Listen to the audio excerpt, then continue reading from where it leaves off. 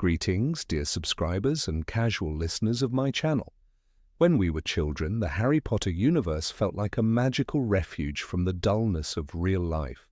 The atmosphere of Hogwarts, the warmth of friendship, the enchantment, all of it drew us in like a fairy tale we longed to escape into. But as we grow older, we begin to notice J.K. Rowling's magical world is far darker than we once believed. Some truths are too frightening for a child's mind to grasp, and that's precisely why we didn't see them before. Today, I'll tell you why the world of Harry Potter is not as whimsical as it seems. Enjoy the video. Number 1, no one can be trusted in the magical world. Magic erodes the very concept of personal boundaries. Muggles have locks, privacy laws, lawyers, but in the wizarding world you can never be certain that the person before you is who they say they are. Anyone can brew polyjuice potion, wear someone else's face and spy on you while pretending to be a friend. And if you do trust someone, who's to say they're not under the Imperious Curse? Or won't erase your memory with a single spell? It feels like anyone can be a double, a traitor, or a pawn in someone else's game. In this world, trust is a luxury wizards cannot afford. Number 2, justice is a myth. The wizarding justice system is terrifyingly flawed. People aren't judged using magical, truth-finding methods, but by majority vote. Yes, there's veritaserum, but in most cases it simply isn't used. Why not? Sirius Black was never questioned under truth serum. He wasn't given a chance to defend himself. He was simply thrown into Azkaban, a hellish place where prisoners are consumed by dementors. Can't magical technology protect the innocent? Or is the system designed not to protect them at all? Number 3, children are constantly in danger. In the Muggle world, entire agencies exist to ensure children's safety, but wizards seem to treat danger as something ordinary. Even the kind-hearted Weasleys send their kids off to a school where things happen that would lead to lawsuits in the Muggle world. In class, children hurl spells at each other, turn classmates into animals, and regular hospital visits are part of the curriculum. Harry nearly died multiple times in his first year alone, and that was just the beginning. Maniacs, monsters, curses, the Forbidden Forest, and the deadly Tri-Wizard Tournament followed. This kind of educational experience would be called negligence anywhere else. Number 4, punishment is the dark side of magic. Now let's talk about Azkaban. Dementors, creatures that feed on joy, hope, and light, are used as prison guards and no one seems to mind. They can destroy a person's soul on command. Isn't that worse than any death sentence? Who gave them that kind of power? Azkaban is more than a prison. It is fear incarnate, torture without the instruments, a slow death through despair and isolation. And all of it is legal. Number 5, slavery is normal here. The way wizards treat house elves is horrifying. No one finds it strange. Even Hermione, who tries to fight against it, is seen as crazy. People claim the elves are happy to be enslaved, but doesn't that sound like the same old grim justifications for Muggle slavery? Even Harry, our hero, doesn't fully grasp the injustice. He treats Dobby kindly, yes, but never campaigns for abolition. For centuries, house elves have served wizards, genuinely believing they are worthless without a master. Is it brainwashing or some inborn dependency? Either way, the magical community upholds the status quo, which means it accepts it. Number 6, the education system is broken. The illusion shatters even more when we look at Hogwarts curriculum. Where's algebra, biology, critical thinking? Sure, magic is exciting, but what happens to a student who can barely read or doesn't know how to count to 10? Who teaches them the basic life skills if they're immersed in charms and potions from a young age? Magical education doesn't nurture personal development.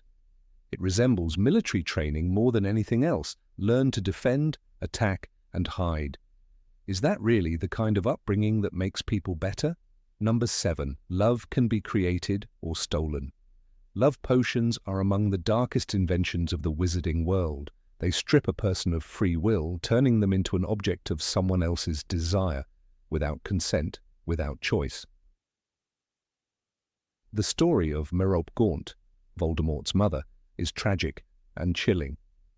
She falls for a regular muggle, Tom Riddle, and uses a love potion to secure his affection, marriage, and a child. But as soon as the potion wears off, Tom flees in horror. Voldemort is born not from love, but from magic, manipulation, and despair. Wizards treat love potions almost like a joke. Remember when Ron fell under one?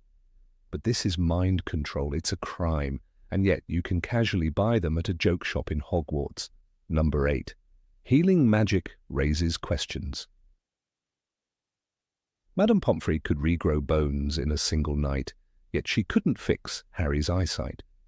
In Chamber of Secrets, after Gilderoy Lockhart vanishes all the bones in Harry's arm, Pomfrey sighs, "You will be able to, won't you?" and immediately starts the regrowth process. But those round glasses on Harry's face, they stay for 7 books. It's not just an oversight, it's a contradiction. Magic heals dragon burns and basilisk venom, but can't fix nearsightedness? Something doesn't add up. And then there's St. Mungo's, a hospital filled with patients frozen in time. Frank and Alice Longbottom were tortured into madness. No spell, no potion, no curse breaker could help them. Neville visits, hands trembling, while they stare past him, broken forever. "They don't recognize me," he says quietly in Order of the Phoenix. For all its power, healing magic has limits. It can't undo deep curses, it can't restore lost minds, and sometimes it can't even explain why.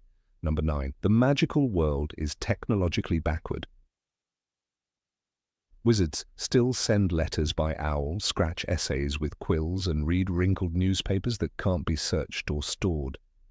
When Harry received the Daily Prophet, the news was already old, and if he missed an edition, it was gone forever. Arthur Weasley, working in the Misuse of Muggle Artifacts office, adored Muggle technology, but only as a hobby. He once enchanted a rubber duck, but never asked how a car engine works. Even flying the Ford Anglia was seen as a rebellious act, not a breakthrough. "It's illegal to enchant a Muggle car," he whispered nervously to Ron in Chamber of Secrets. Innovation was a threat. In truth, the magical world is stuck. They never invented lights, computers, or medicine beyond spells. They fear contamination. Hermione once said, "Honestly, am I the only person who's ever bothered to read Hogwarts a history?" She was mocked for loving knowledge. Wizards value tradition over progress, comfort over change. But while they laugh at escalators and telephones, the Muggle world has landed on the moon. Wizards can conjure light, yet live in the dark. Number 10. Wizards disrespect Muggles. Arthur Weasley adored Muggle gadgets, toasters, batteries, plugs. He collected them like treasures. But his fascination was always tinted with condescension. "What exactly is the function of a rubber duck?" he once asked Harry in Chamber of Secrets. It was a genuine question, but it revealed something deeper. Muggles were curiosities to him, not equals. His obsession wasn't rooted in respect, and it was amusement. Even kind-hearted wizards like Arthur saw non-magical people as simple, amusing, a little ridiculous. The term Muggle itself separates and diminishes. It marks people as outsiders, not for their actions, but for what they were born without. Wizards hide their world behind charms and enchantments, convinced that Muggles couldn't possibly understand. When Hermione tried to explain basic science to her peers, they rolled their eyes. "Honestly, Hermione, you're going to take someone's eye out," Ron joked in Philosopher's Stone, mocking her precision and logic. Magic is treated as superior, and even Harry, raised by Muggles, never questions that division. Not really. The line between respect and superiority has always been dangerously thin. Number 11. The government is deeply corrupt. Lucius Malfoy never held a position in the ministry, yet his influence echoed through every corridor. He donated generously, he threatened quietly. When Arthur Weasley tried to pass a law against dark artifacts, Lucius had it shut down with a smile. "Do you really think they'll take you seriously?" he once sneered in Chamber of Secrets. His gold and bloodline mattered more than law. even after Voldemort's first fall, Lucius walked free. Claimed the imperious curse. No investigation followed, just silence and respect for an old name. When Voldemort returned, the Ministry chose denial. Cornelius Fudge refused to believe it. "He's not back," he barked at Dumbledore in Order of the Phoenix. Instead of preparing for war, they waged war on truth. They smeared Harry, they discredited Dumbledore, they printed lies in the Daily Prophet. When Umbridge arrived at Hogwarts, it wasn't to help. It was to control, to silence, to rewrite reality while danger crept closer every day. The Ministry's failure wasn't just political, it was moral. They protected their comfort instead of their people. When Rufus Scrimgeour replaced Fudge, nothing changed. He asked Harry to be the face of their campaign. "The Ministry wants to show that you're working with us," he said. But Harry refused. He saw it clearly. The Ministry didn't want to fight evil. It wanted to manage it with headlines, handshakes, and hollow smiles. Number 12. Magical creatures are treated cruelly. Remus Lupin spent his entire life hiding, not because he was dangerous by choice, but because he had no choice at all. Bitten as a child, he was marked forever as something less than human. "You've got to be careful of this one," Snape once sneered in Prisoner of Azkaban, revealing Lupin's secret with cruel satisfaction. The Ministry forced werewolves out of work, landlords refused them homes, parents feared them near their children. Lupin was kind, brilliant, and loyal. But none of that mattered. One night a month made him untouchable.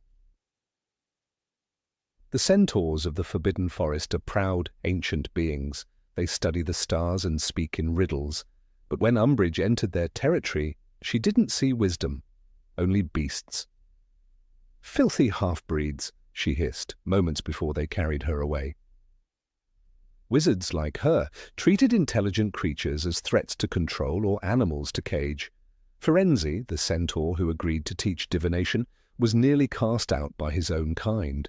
Wizards rejected him for being too wild. Centaurs rejected him for being too tame. He tried to build a bridge. No one crossed it. Then there are the goblins, bankers, smiths, and keepers of history. They forge the finest metalwork in the world, yet wizards distrust them. At Gringotts, goblins handle vaults worth millions, but aren't allowed to own wands. Bill Weasley, who worked with them, once said, "Goblins don't trust wizards." Who would, after centuries of being used, cheated, and denied basic rights? Even Griphook, who helps Harry in Deathly Hallows, says, "I said I'd help you get in, I didn't say I'd get you out."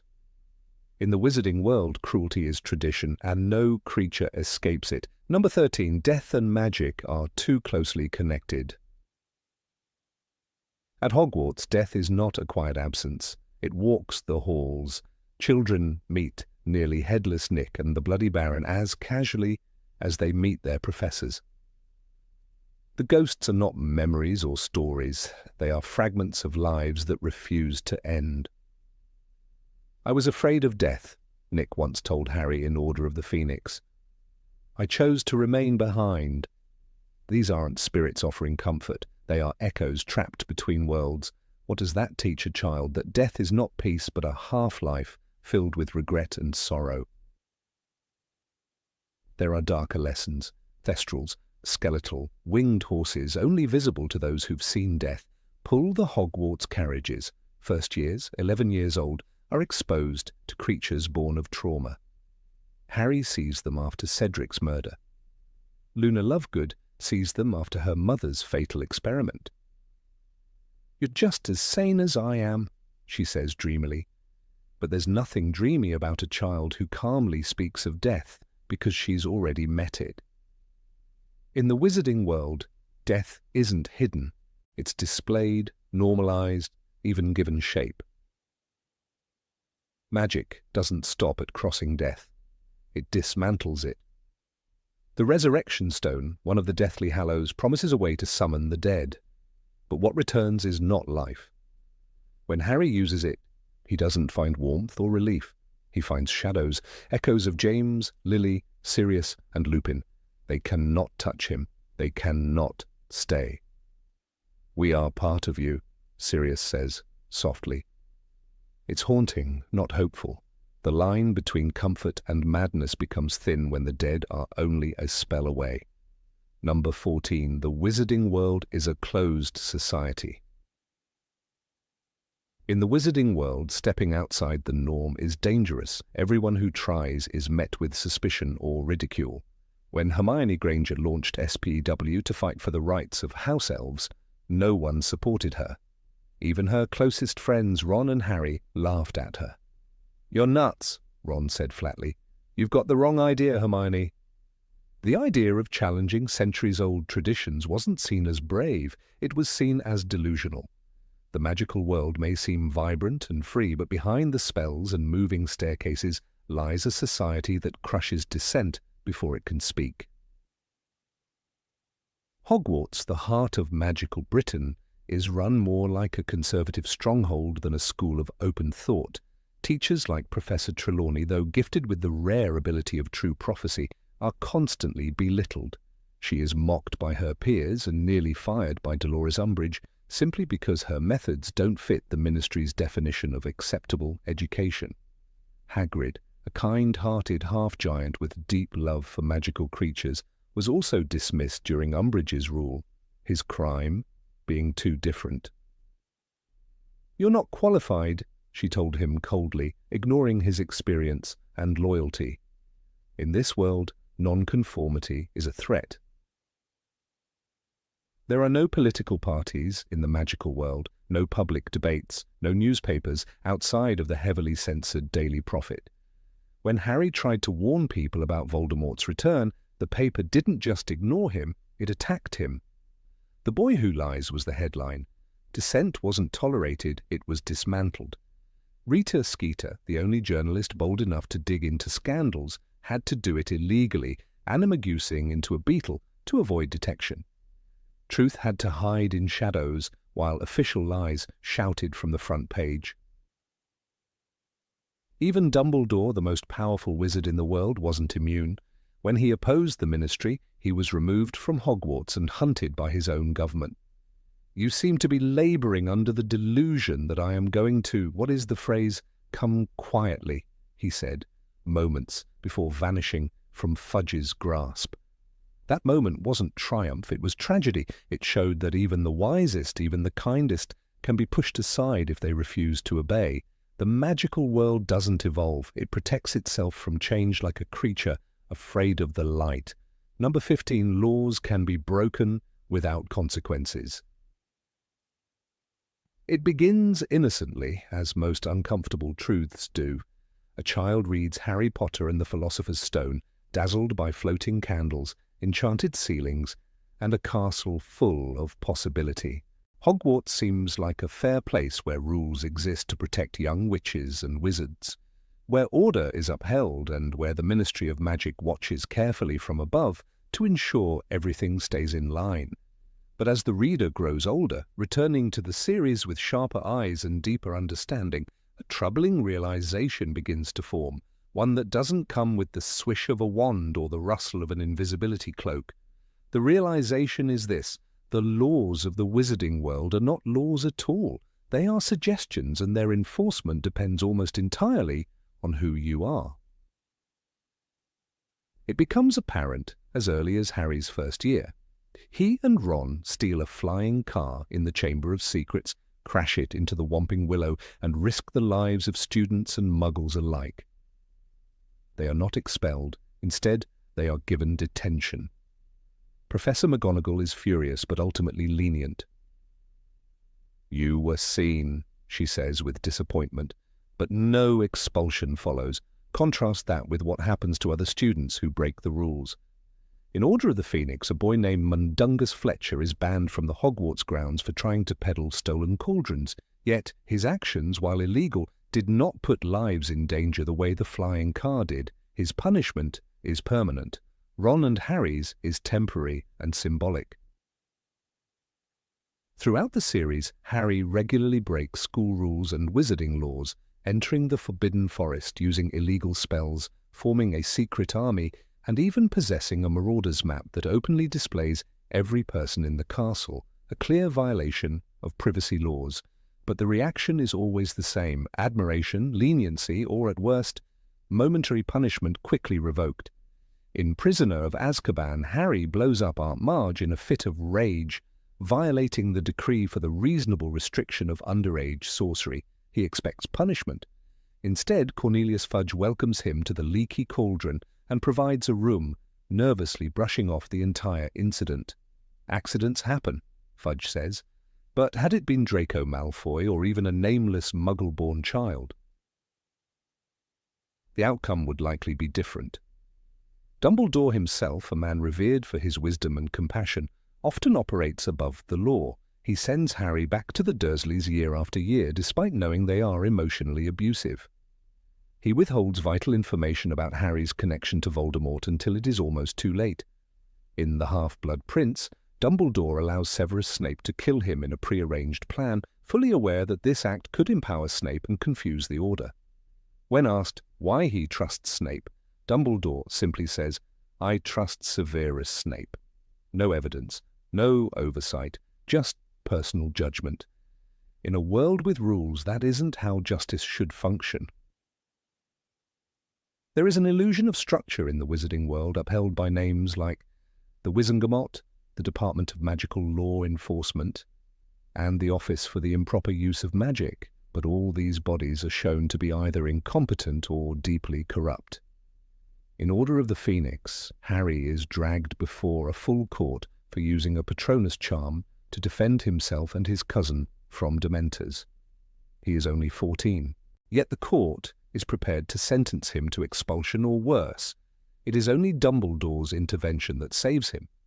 The same court never once investigates the abuses committed at Hogwarts by Dolores Umbridge, who tortures students, brands them, and uses illegal methods. Her position protects her.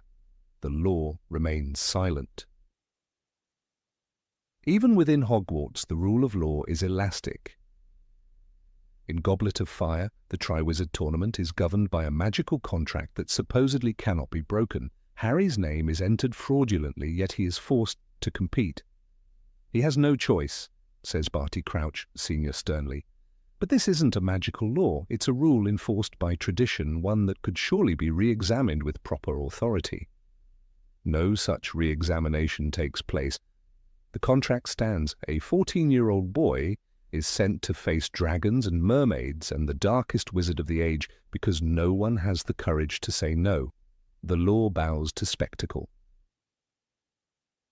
The favoritism is not hidden, it is embedded in the culture. Gryffindors, especially the famous trio, are constantly praised for breaking rules if their motives are noble. Slytherins, by contrast, are scorned even when following the rules. When Hermione uses a time-turner in Prisoner of Azkaban, it is a Ministry-approved action, but she later uses it to help free Buckbeak and Sirius Black, essentially assisting in the escape of a fugitive. No consequences follow. She is even congratulated. But Draco's attempts to expose Harry's rule-breaking are painted as cowardly and self-serving, not lawful. The line between justice and personal bias blurs completely. The law bends even for murder. In Half-Blood Prince, Dumbledore is cursed and dying. He pleads with Snape to kill him as part of a grander plan. Snape does so. This is murder by any legal definition, yet no charges are brought. Snape becomes headmaster. The justification: he was acting for the greater good, but the law does not exist to evaluate motives. It exists to determine action.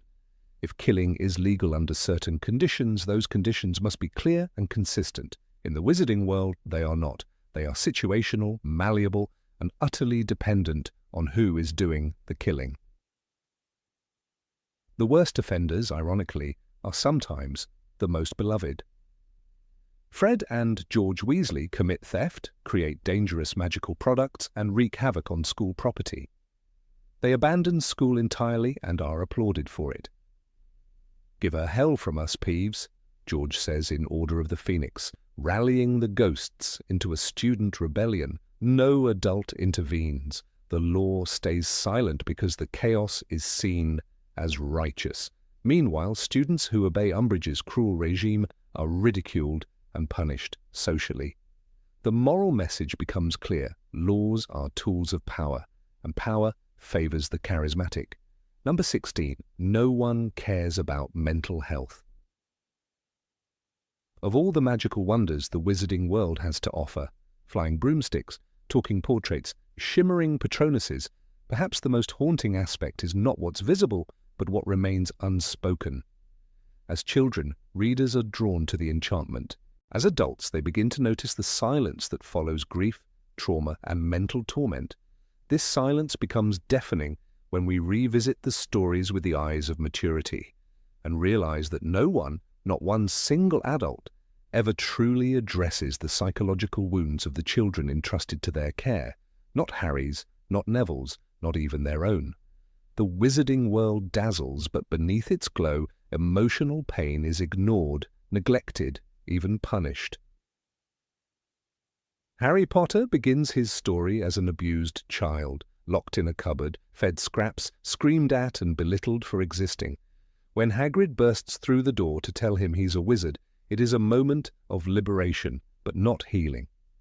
The escape to Hogwarts is never accompanied by any suggestion of therapy, counseling, or support. Harry's trauma is never directly acknowledged by anyone in authority. There is no safe adult he is assigned to talk to. No one brings up what he has endured. He is simply expected to adapt, to thrive, to compete with his peers. And when he doesn't sleep at night, when he wakes screaming from nightmares in the 5th book, he is not comforted. He is punished for being angry. The most disturbing illustration of this absence is in the aftermath of Cedric Diggory's death. Harry sees someone murdered in front of him, is kidnapped, nearly killed, and barely escapes Voldemort's rebirth. Upon returning to Hogwarts, he is sent to the hospital wing for physical wounds. No one asks what seeing a peer die has done to his mind. In Order of the Phoenix, Dumbledore avoids Harry's eyes and conversation entirely. The boy is left adrift, haunted by memories, stalked by a prophecy, and emotionally spiraling. "I'm not mad," Harry insists to his friends. The need to assert his sanity speaks volumes.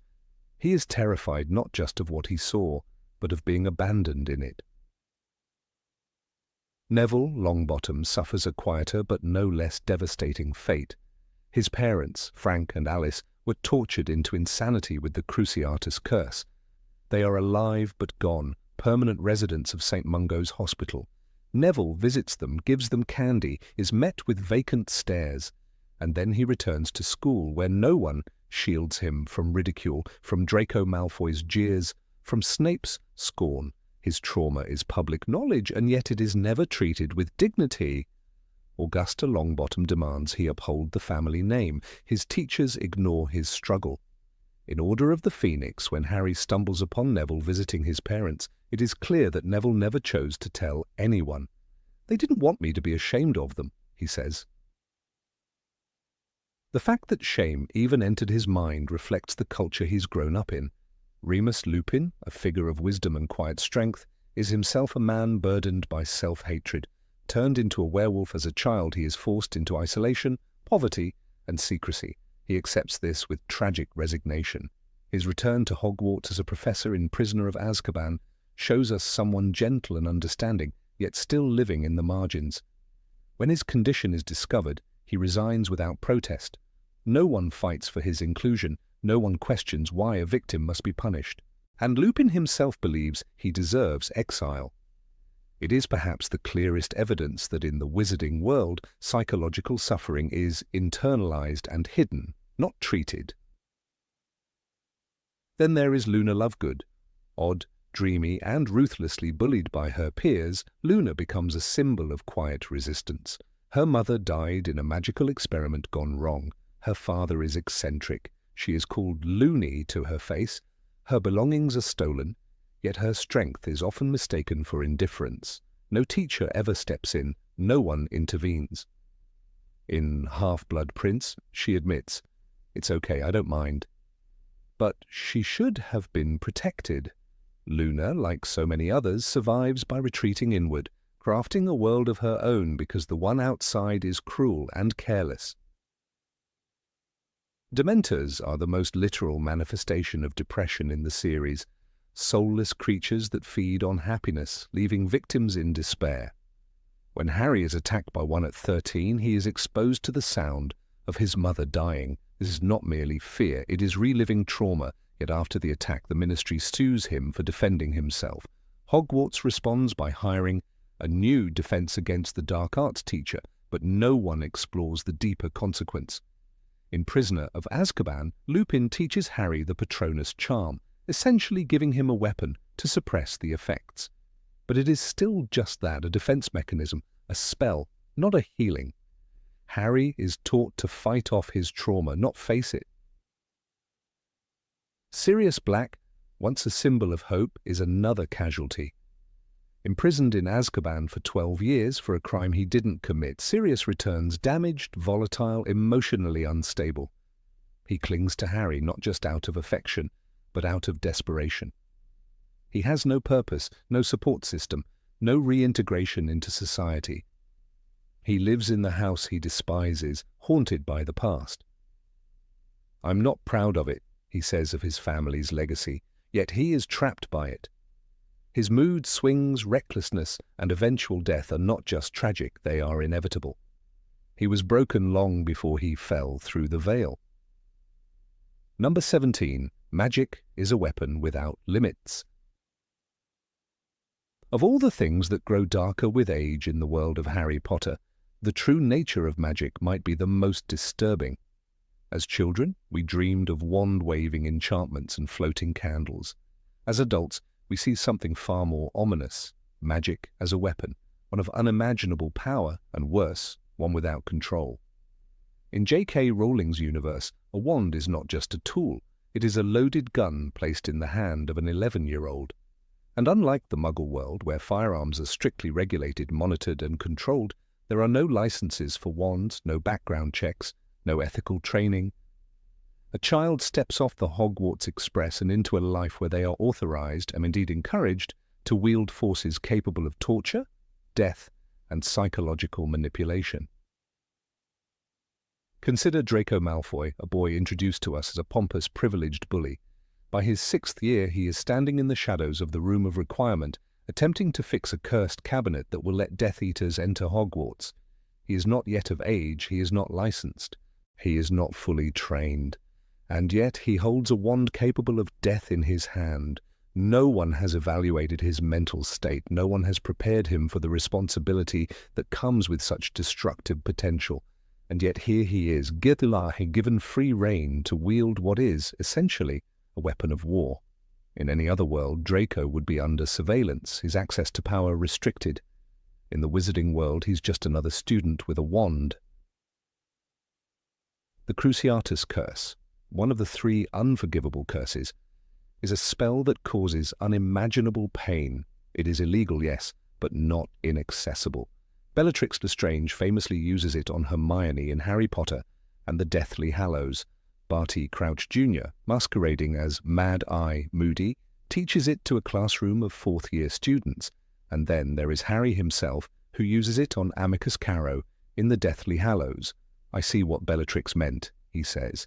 "You need to really mean it." A curse that reduces victims to madness is taught, demonstrated, and eventually executed by a teenager. What sort of world allows that? Where are the psychological checks, the safeguards?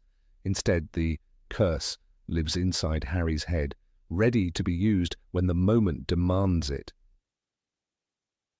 Even more chilling is the Avada Kedavra curse, the killing curse. Green light, no pain, instant death. There is no counter-curse, no protection, except, of course, the ancient magic of self-sacrifice which saved Harry as a baby.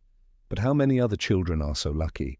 There are no courses on ethical use of magic, no state-imposed limitations, no magical equivalent of the Geneva Convention, and yet a school filled with young wizards is one wand-waving away from catastrophe. We trust that they'll use their power responsibly, but we offer no structure to support that trust. It's hope in place of law, and hope is a fragile thing.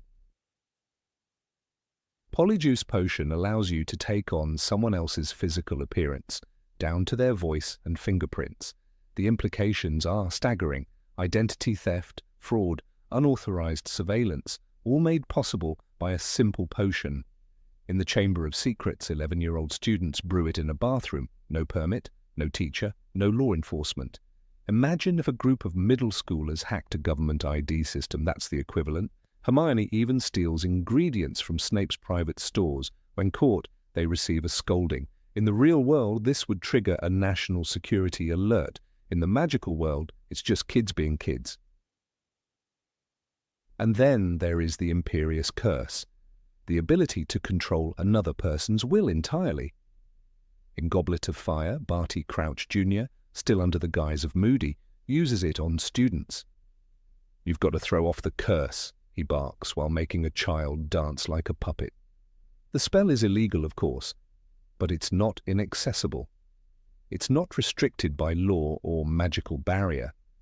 Once you know the words and have the intent, you can control anyone. And when you realize that, it changes everything. Every relationship, every interaction becomes suspect. Is this person acting of their own free will, or are they being controlled? What sort of world allows such a spell to even exist? Obliviate, the memory erasing charm, is used liberally. Gilderoy Lockhart, an incompetent fraud, uses it to steal credit for others' heroics. In doing so, he leaves real witches and wizards mentally broken, their memories gone forever. "I modified their memories," he says proudly in Chamber of Secrets, as though it's a harmless prank. There is no oversight, no accountability. Memory, the foundation of identity, is vulnerable to a flick of the wand. In Deathly Hallows, Hermione uses the same spell on her own parents, erasing herself from their lives to protect them. A noble act, but one made possible by terrifying power. No consent, no review, just magic. The very concept of a wand's allegiance is itself a terrifying notion. A wand can switch loyalty if it senses a new, more powerful master. The Elder Wand, for instance, passes from Dumbledore to Draco to Harry, with deadly consequences in between. This means that disarming someone, even non-lethally, can transfer access to the most powerful weapon in the world. This is not a metaphor, it is literal. Kill or disarm, and the weapon becomes yours. There is no lock, no fingerprint ID, no failsafe. You simply own it. It's not just dangerous, it's medieval. Number 18, Hogwarts is not just dangerous, it's unstable. At 11, the magic of Hogwarts seems like a dream. Floating candles, talking portraits, hidden passages, and the very walls breathe wonder. But as the years pass, the shimmer dulls. Not because the magic fades, but because we begin to understand its cost. The school we once imagined as a sanctuary of wizardry reveals itself to be something far less innocent. It is alive, unpredictable, and in many ways utterly indifferent to the children within its walls. The shifting staircases are often the first warning. At first, they seem whimsical, amusing even. A staircase that rotates mid-climb? It's just Hogwarts being quirky, right? But when you stop to consider the consequences, the smile fades. These staircases have no schedule, no pattern. What happens to the first year who's late for class and ends up on the wrong floor? Or worse, halfway to nowhere. In the Philosopher's Stone, Harry notes how there were 142 staircases at Hogwarts, wide, sweeping ones, narrow, rickety ones, some that led somewhere different on a Friday. This isn't just whimsical design, it's chaos built into the infrastructure, and in chaos, accidents happen. Then come the doors. Some are real, others are not. Some require a tickle or a password or a knock at a specific rhythm, others vanish altogether. Neville Longbottom, whose forgetfulness is played for laughs, once found himself trapped outside Gryffindor Tower all night. But what if he hadn't been just locked out? What if the door had disappeared while he was walking through? What if it led to somewhere else, somewhere darker? In The Prisoner of Azkaban, even the fat lady's portrait is slashed by Sirius Black, rendering the entrance inaccessible. That's the entrance to their common room. What other entrances could fail when truly needed? The ghosts that wander the halls are not merely echoes. They are sentient, emotionally complex and sometimes unstable. The Grey Lady is haunted by centuries of guilt. The Bloody Baron is a murderer who killed the woman he loved.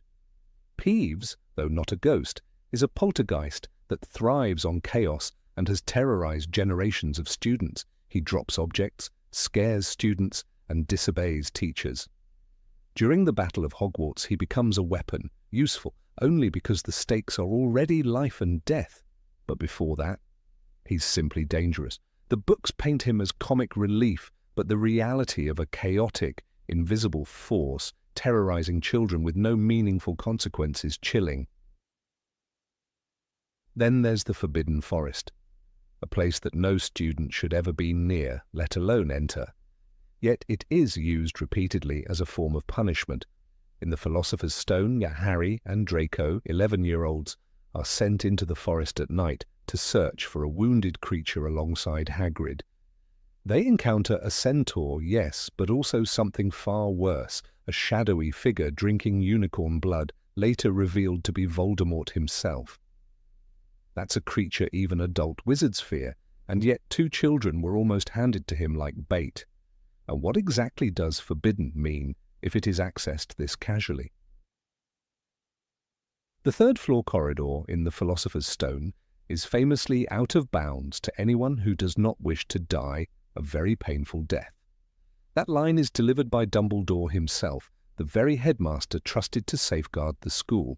It's meant as a warning, and yet it is not enforced. No magical barrier, no teacher posted to protect. Just a suggestion that death might follow. Behind the door waits Fluffy, a 3-headed dog bred by Hagrid. That's not a disciplinary measure or an eccentricity. That's a monster capable of ripping a child in half, and it was kept in a school hallway. Throughout the school lie enchanted artifacts with no warning labels, no containment, and no protections against curious hands. The Mirror of Erised is a powerful magical object that can drive its viewers mad with longing. Harry himself spends nights sneaking to see it, consumed by its vision. Dumbledore later confesses, "It does not do to dwell on dreams and forget to live, but why was it left so exposed in the first place? Why was a boy allowed to spend days staring into a mirror that can warp the mind?" The Chamber of Secrets is perhaps the most damning example. A basilisk, bred and hidden by Salazar Slytherin himself, slithers through the pipes of the castle, petrifying students, and yet the entrance to the chamber lies within a bathroom. Not even a locked one. Moaning Myrtle's stall conceals the gateway to a deadly underground chamber, and it remained undiscovered for nearly 1,000 years. Generations of students, some of them Muggle-born, were educated within arm's reach of this ancient death trap. No alarm, no sweep, no magical audit of castle secrets, just blind trust in the stones. The school's magical creatures class is taught by a man who introduces children to hippogriffs, thestrals, and even blast-ended scroots. Hagrid is beloved, and rightly so, but his understanding of danger is not aligned with responsible education. Buckbeak slashes Draco Malfoy after a minor insult, a reminder that these creatures are not tame. And yet Hagrid's lesson plans continue, sometimes involving beasts not fully understood even by him. Blast-ended scroots explode, burn and sting, yet they were bred and raised on Hogwarts grounds. No one intervened, no one questioned it. Magical games, too, are treated as school tradition rather than life-threatening events. The life-sized wizard's chess game from the Philosopher's Stone is a perfect example. Ron is seriously injured by a rook, and the game operates with violent force. These were not illusions, and the piece is crushed and struck like real stone warriors. And yet the event is remembered with a wink and a nod. The thrill of danger overshadows the real risk. These were children solving a puzzle by putting their lives at stake. Who designed this, and why was it deemed appropriate? Even Quidditch, the school's official sport, is dangerous beyond reason. High-speed brooms, a field 4 stories high, and a sentient iron ball that exists solely to knock players unconscious. This is not a game for teenagers. In the Philosopher's Stone, Harry's broom is jinxed mid-air, and he nearly dies. In the Chamber of Secrets, bludgers attack with lethal force, and all of this happens under the watch of teachers. Cheering crowds normalize the violence, but in any muggle school these injuries would result in permanent closure of the field. Discipline at Hogwarts is arbitrary and sometimes violent. Dolores Umbridge's blood quill is an obvious example, carving words into the skin of students, but even Dumbledore's leniency is questionable. Points are awarded and taken without oversight, often based on personal favor. Harry, Ron, and Hermione receive hundreds of points for bravery, while others lose them for minor infractions. It's a system that fosters rivalry, not safety. House elves are enslaved in the kitchens, ghosts haunt the bathrooms, and portraits spy on students. The entire ecosystem is built on surveillance, servitude, and secrecy. In the Goblet of Fire, a student dies during a school tournament. Cedric Diggory, a boy described as noble and kind, is murdered by Voldemort himself. And how did he get there? By participating in a game the school permitted. Harry's name was forced into the goblet, a magical contract that even Dumbledore could not override.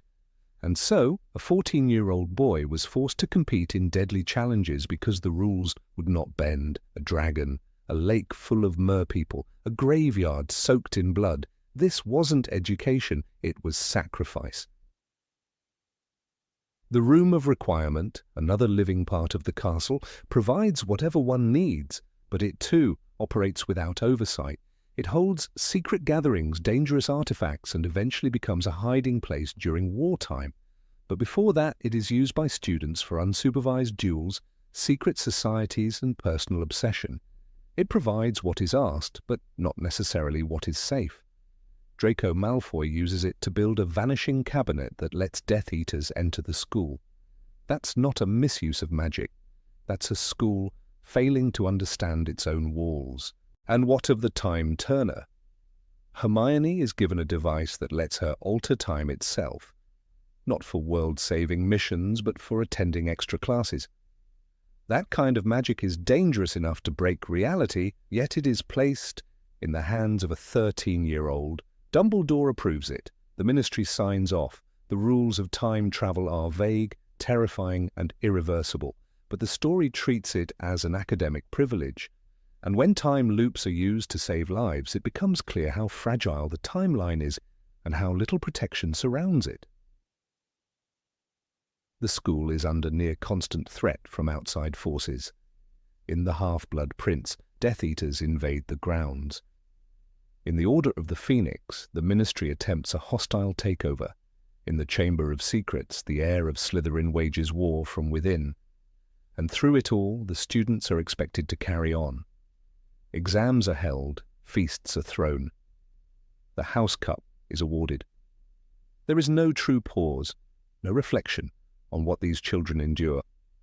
Trauma is stitched into the curriculum, but never addressed in the classroom. Dumbledore himself, the wise, powerful, and enigmatic, admits his fallibility. In The Half-Blood Prince, he tells Harry, "I make mistakes like the next man. In fact, being, forgive me, rather cleverer than most men, my mistakes tend to be correspondingly huger." But this is more than humility. This is a man acknowledging that his errors have consequences. He leaves Harry in the care of abusive relatives. He allows Voldemort's return to go unchallenged. He gambles the safety of the school on prophecy and belief. And Hogwarts pays the price. In the end, Hogwarts is not just a school. It is a character, one that shifts, reacts, and withholds. It is built on secrets, both architectural and emotional. Its design favors challenge over comfort, danger over caution. It nurtures bravery, yes, but at the cost of innocence.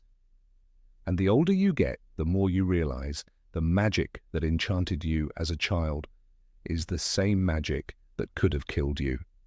The line between wonder and horror was always thinner than you thought. Number 19. There aren't enough wizards to protect the world.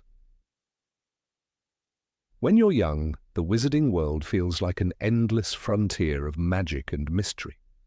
Hogwarts alone seems vast and limitless, a place filled with secret passageways, ghosts, dungeons and towers, suggesting a whole civilization hidden behind the veil of everyday life.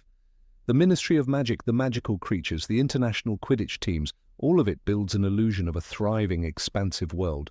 But when you grow older, when you reread J.K. Rowling's books with the eye of someone who's seen how real societies function, a more sobering truth emerges. The world of witches and wizards is not as big as it once seemed. In fact, it's alarmingly small, and terribly fragile.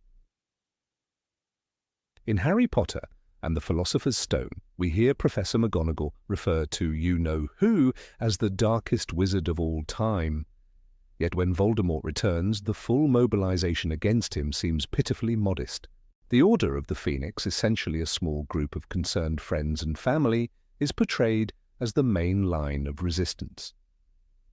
The Order's got headquarters, Sirius Black tells Harry in Order of the Phoenix, but the group never numbers more than a few dozen members. Against a growing army of Death Eaters, Dementors, werewolves and dark creatures, they seem heartbreakingly insufficient. Rowling makes it explicit. There are only a few thousand wizards in all of Britain. There are only a few thousand wizards in all of Britain, J.K. Rowling said in an interview, and the number is quietly reinforced in the books. The Quidditch World Cup final in Goblet of Fire draws about 100,000 wizards from all over the globe, and that is an international turnout. For comparison, Wembley Stadium seats 90,000. That means that realistically, the entire global magical population could fit into a medium-sized city. Suddenly the illusion shatters. This isn't a world, it's a scattered, vulnerable tribe. And yet this tiny population is given immense, unchecked power. Wizards can erase memories, alter reality, manipulate time, and control magical creatures capable of mass destruction. The Statute of Secrecy hides them from Muggle view, but it also frees them from accountability. In Chamber of Secrets, when Lucius Malfoy threatens Dumbledore's position at Hogwarts, there is no democratic vote, just ministry politics and threats. The fate of magical children's education rests on the whispers of corrupt officials and newspaper headlines. Imagine giving nuclear weapons to a few thousand people with no external oversight. Who then protects this magical world? Who enforces law and defends it from chaos? The answer is as chilling as it is vague. The Aura Office, described as the elite force against the dark arts, seems to consist of only a handful of individuals. Kingsley Shacklebolt, Nymphadora Tonks, Mad-Eye Moody, the names are few and repeated often because there are so few others to name. In Half-Blood Prince, Scrimgeour tries to recruit Harry not because of his magical talent, but because of his fame. These are dark times, Scrimgeour says, and the wizarding world needs heroes. It's a desperate plea, not a strategic move. Consider the Triwizard Tournament. In a world truly prepared to protect its young and control its threats, such a dangerous event would be unthinkable. 3 teenagers are pitted against dragons, merpeople, and a deadly maze, all under the supervision of adults who shrug and call it tradition. The ministry barely blinks when the Goblet of Fire is tampered with. Security, again, is an afterthought. If a single servant of Voldemort can manipulate such an event so easily, what else might go undetected? There is no magical army, no standing defense force beyond a few auras and self-organized groups like the Order. When Hogwarts is attacked in Deathly Hallows, it is defended not by a military but by teachers, students and parents. Professor McGonagall conjures stone knights from the castle walls. Ancient magic, barely enough. Hogwarts is threatened, she cries. Man the boundaries, protect us, do your duty to our school. It is stirring, but also tragic. This is all they have, and they know it. The collapse of the ministry in Deathly Hallows happens within hours. A handful of Death Eaters, aided by fear and confusion, infiltrate the institution and seize control. There is no resistance, no backup, no counterforce. The magical government is exposed as a hollow shell, bloated with bureaucracy, paralyzed by cowardice, and unprepared for real crisis. Dolores Umbridge, a symbol of the Ministry's corruption, rises without contest. In the Muggle world, such events might spark protests, investigations, military coups. In the Wizarding world, it just happens. Hogwarts itself, for all its grandeur, is not a fortress. It has no external support, no communication network to other wizarding institutions. In Order of the Phoenix, when Dumbledore disappears from school leadership, chaos erupts almost immediately. The castle becomes a playground for tyrants like Umbridge. Without Dumbledore, Hogwarts has no system of checks and balances, no chain of command. When he is gone, the entire school becomes vulnerable to ideological occupation. And what of the magical creatures? Dragons, basilisks, werewolves, giants, acromantulas. These beings are dangerous beyond comprehension, yet they roam freely or are poorly contained. Hagrid keeps a three-headed dog in a school corridor. Newt Scamander's work is mentioned only in passing, as if the containment of magical beasts were a hobby, not a necessity. In Goblet of Fire, the dragon arena is guarded by dragon handlers from Romania, a few brave souls risking death with little infrastructure or support. If one dragon escaped into the Muggle world, the resulting devastation would rival a natural disaster. The Dementors, perhaps the most terrifying magical entities, are employed by the Ministry itself. Creatures that feed on human despair are tasked with guarding prisoners. In Prisoner of Azkaban, their presence at Hogwarts nearly kills Harry. They attack a Quidditch player, hover over the school, and attempt to kiss Sirius Black without trial. "The Ministry has sent Dementors into a school," Lupin says with quiet horror. And no one stops them. What kind of world accepts that? Even magical artifacts pose overwhelming threats. The Horcruxes, the Time Turner, the Cursed Necklace all fall into the wrong hands with disturbing ease. In Order of the Phoenix, a single prophecy stored in the Department of Mysteries is protected by riddles and illusions, but not by people. The room is almost unguarded. In Cursed Child, time travel is weaponized by children. The magical world is riddled with powerful objects that could destroy reality, yet oversight is non-existent. The real burden again and again falls on individuals: Harry, Hermione, Ron, Dumbledore, McGonagall, Snape, a few teachers, a few parents, a few students. They fight because no one else can or will. When Voldemort rises, it is not a state that rises to meet him, it is a group of volunteers. The Order of the Phoenix is not funded, not protected, and not legally recognized. When its members die, they do so anonymously. There are no medals, no parades, only gravestones. There is something heartbreakingly amateurish about the resistance. Children fight in the Battle of Hogwarts because they have to. Neville Longbottom, 17 years old, leads the DA in Dumbledore's absence. He suffers torture, loses friends, and becomes a general in a war that no government chose to fight. "We've been fighting," he tells Harry, "and it's been tough." These words should never have to come from a teenager's mouth. Why is the magical world so small? Perhaps it was always meant to be. Wizards hide not just from muggles, but from themselves. Their society is secretive, fragmented, and inward-looking. Interactions with muggles are discouraged. Marriages between muggle-borns and purebloods are frowned upon. There is no international wizarding council with real power, only vague references to the International Confederation of Wizards, which seems symbolic at best. In truth, each country operates in isolation like medieval kingdoms with wands. This leads to another danger. Magical society does not evolve, it stagnates. In Fantastic Beasts, the American wizarding community still uses terms like no-mage and clings to outdated segregation. Hogwarts, despite its age, has no democratic student council, no reform movements, no institutional change. The wizarding press, the Daily Prophet, is more gossip rag than watchdog. Rita Skeeter manipulates public opinion with impunity. There is no free press, no civil liberties, no revolution brewing. In such a world, catastrophe is not just likely, it is inevitable. The rise of Voldemort is not a fluke, but a symptom. The magical world produces Dark Lords because it has no immune system. Every generation, a new threat rises, and the response is always the same. Scramble, pray, sacrifice a few good souls.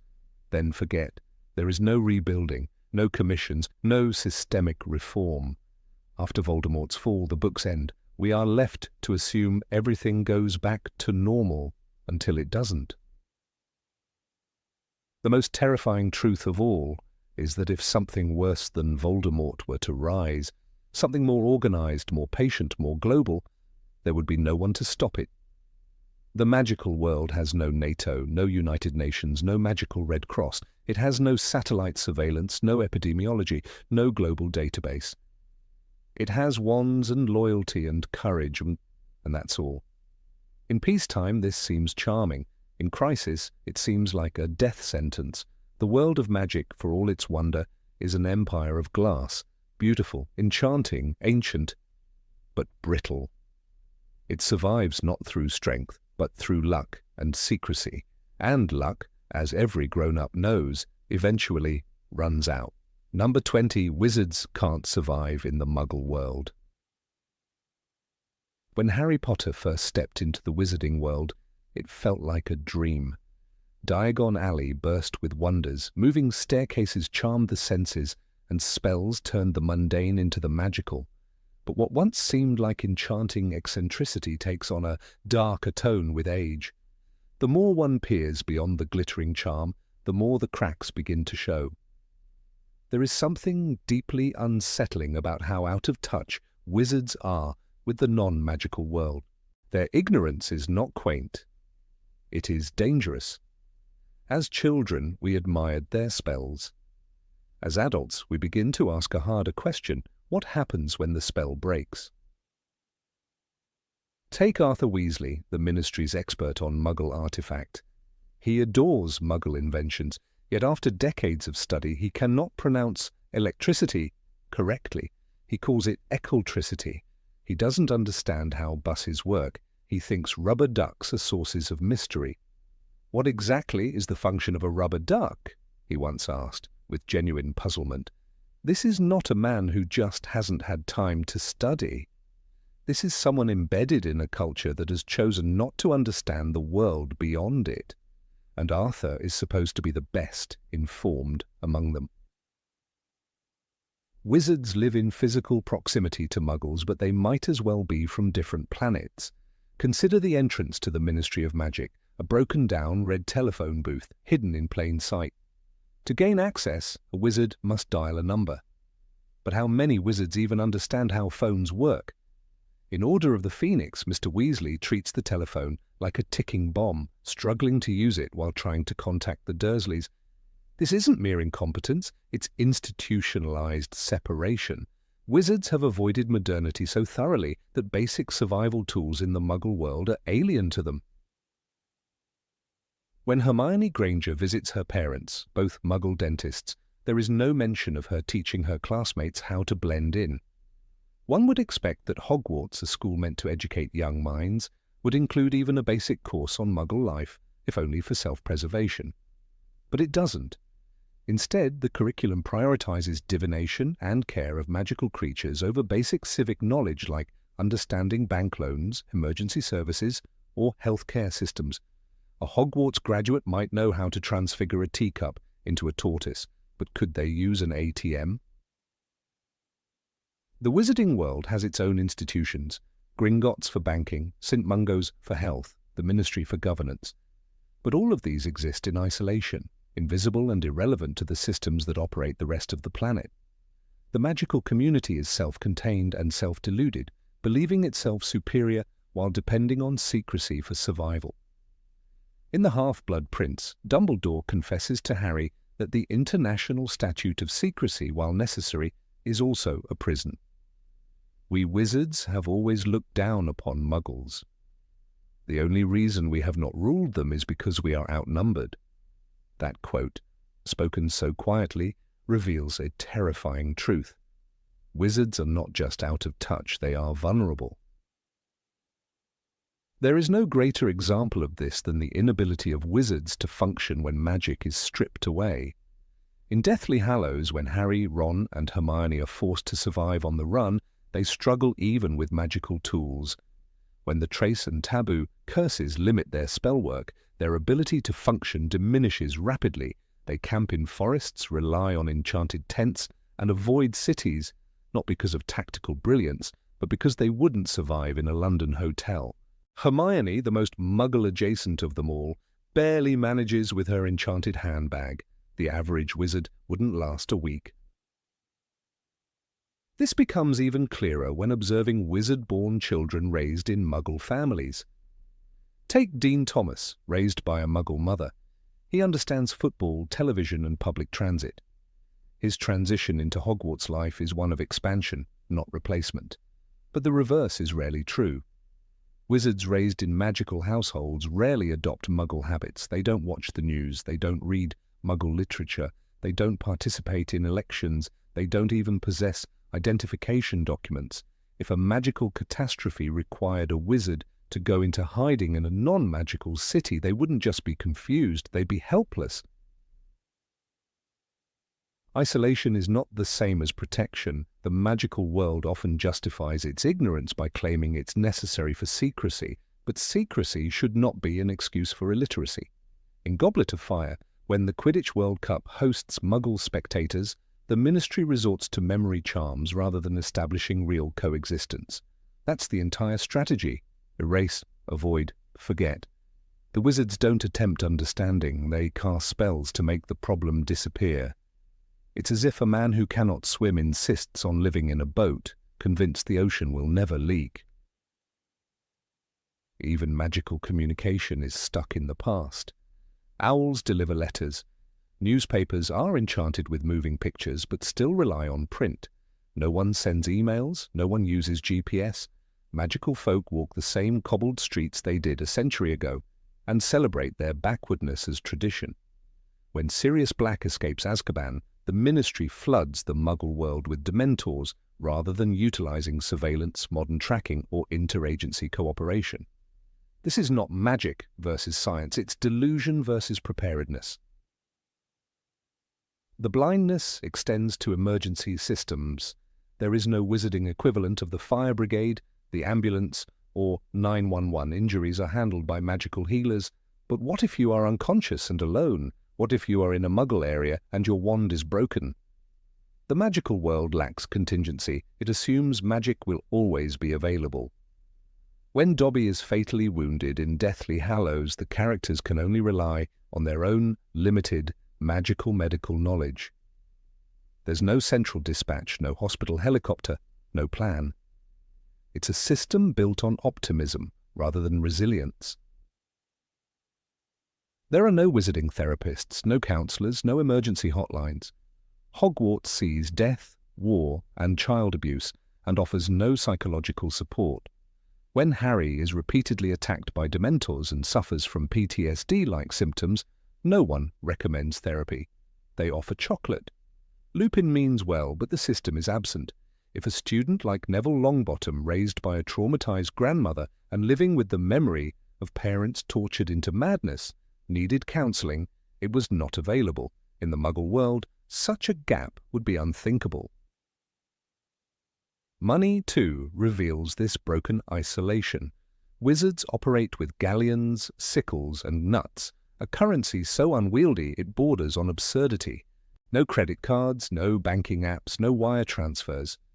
When Harry needs money at the Quidditch World Cup, he must physically withdraw it from Gringotts, carry it in a bag, and hope it doesn't get stolen. In Philosopher's Stone, the goblins brag that Gringotts is the safest place in the world. But safety isn't the only goal. Convenience, transparency, and accessibility matter too. None of these exist in magical finance. When Mr. Weasley is attacked by Nagini and sent to St. Mungo's, the process of informing his family involves word of mouth and handwritten notes.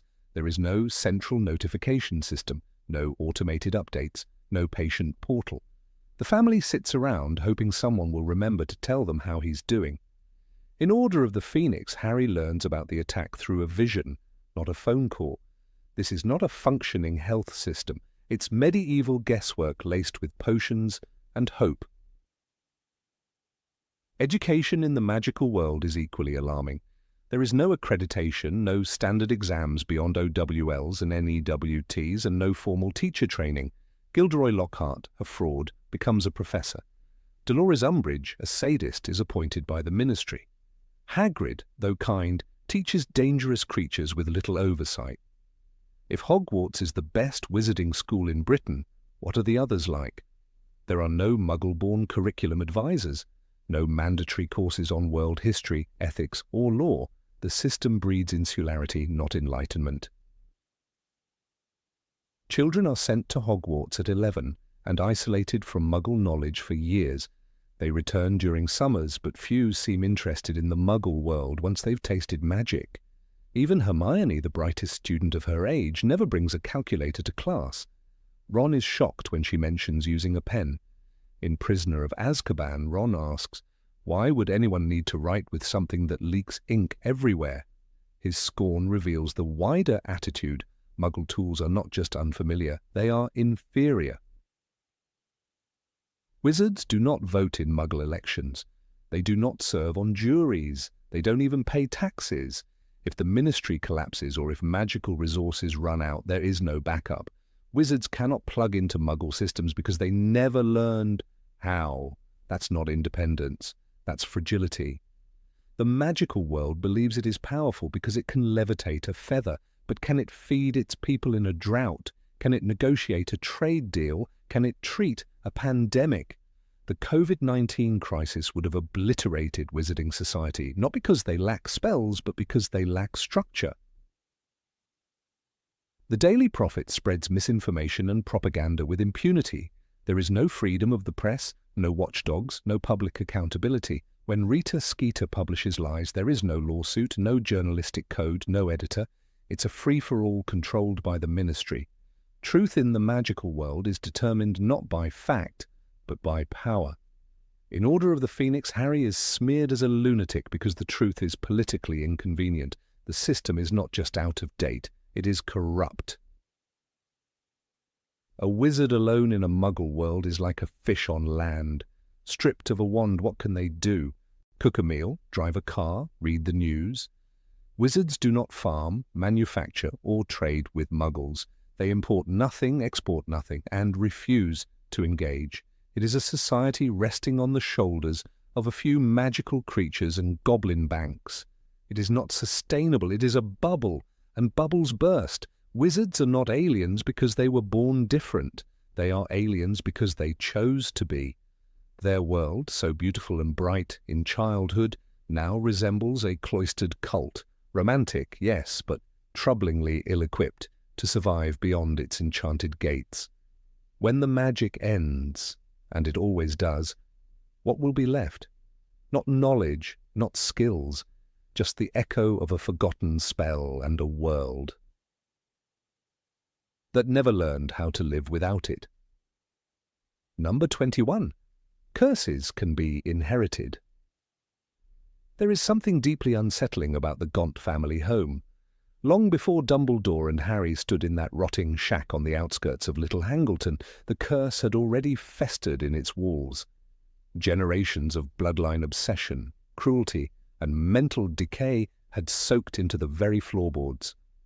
Marvolo Gaunt, with his pride in his ancestry and violence in his veins, was not an aberration. He was the product of generations who revered their connection to Salazar Slytherin and viewed the world as a hierarchy of blood. "My daughter, pure-blooded, descendant of Salazar Slytherin," he would boast, right before assaulting her. The cruelty wasn't random, it was inherited. And with it came something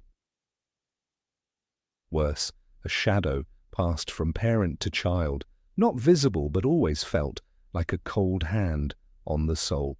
When we meet Morfin Gaunt, Tom Riddle's uncle, he is deranged and feral, hissing in Parseltongue and fixated on violence. He is not merely mentally ill, his mind has been warped by years of abuse, isolation, and perhaps something darker. A blood curse of sorts, a consequence of inbreeding, magical arrogance and hatred nurtured for generations. Morfin never stood a chance. Neither did Merope, who, stripped of her wand and spirit, resorted to a love potion to escape her father's dominion. The decision to bewitch Tom Riddle Sr. was born of desperation, but desperation rooted in a life defined by fear, submission, and shame. When she died, giving birth to her son in a muggle orphanage,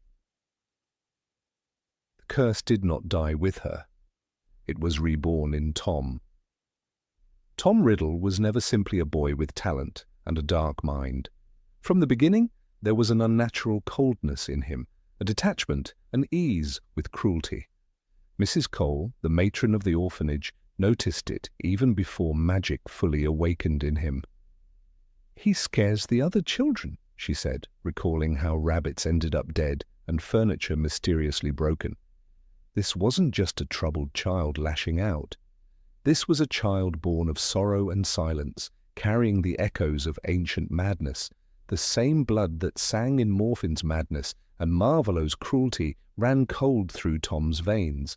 A boy abandoned by choice, yes, but also a boy already marked by ancestral rot. The idea that magic can cling to blood is not new in the wizarding world. Families like the Malfoys and Lestranges build their identity around it, guarding their lineage like treasure. But what they don't acknowledge, or perhaps what they know all too well, is that magic, especially dark magic, can linger in more than name. Bellatrix Lestrange did not become who she was in a vacuum. Her thirst for Voldemort's approval, her love of pain, her psychotic loyalty, these qualities did not sprout overnight. Raised in a family where purity and dominance were ideals, she became their cruelest flower. "The Dark Lord always comes for the faithful," she whispered in Azkaban, her eyes wild. She was proud, even in chains. Something in her blood whispered of power, of righteousness in cruelty. Narcissa Malfoy was cut from the same cloth, but the darkness in her took a different shape. It wasn't manic violence, but cold calculation. Her decisions were not made in hatred, but in fear. Fear for her son, for her family. When she lied to Voldemort about Harry's death in the forest, it was the act of a mother, yes, but a mother who knew how to manipulate danger. Even love in such a family becomes a tool. Lucius, meanwhile, showed what happened when pride and terror collided. His downfall wasn't in choosing the wrong side, it was in being shaped from birth to believe there was only one side.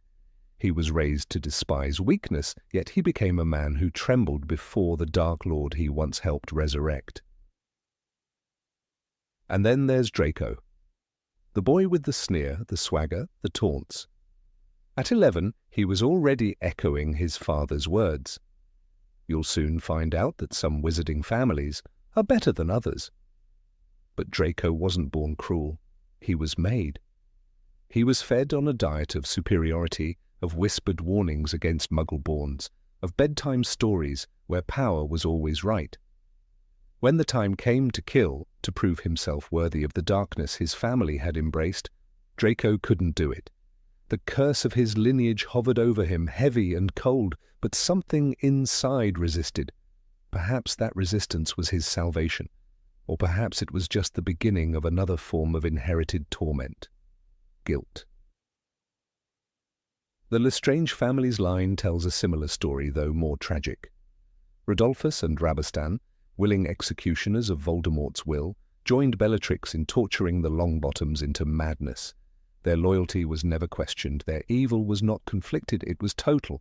In them we see a portrait of hereditary evil that has lost even the veneer of justification. There is no ideology, no regret, only obedience to destruction.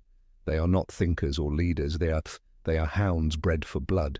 What horrors were spoken to them as children, what values etched into their minds, we will never know, but the results are plain. The notion of a cursed bloodline isn't merely metaphorical in these families. It is magical, insidious, and unspoken. The wizarding world has no term for it, no legal recognition, no healing charm, but it exists in every look shared between pure blood wizards when they speak of our kind or dirty blood. It exists in every family tree that carefully omits squibs and celebrates executioners.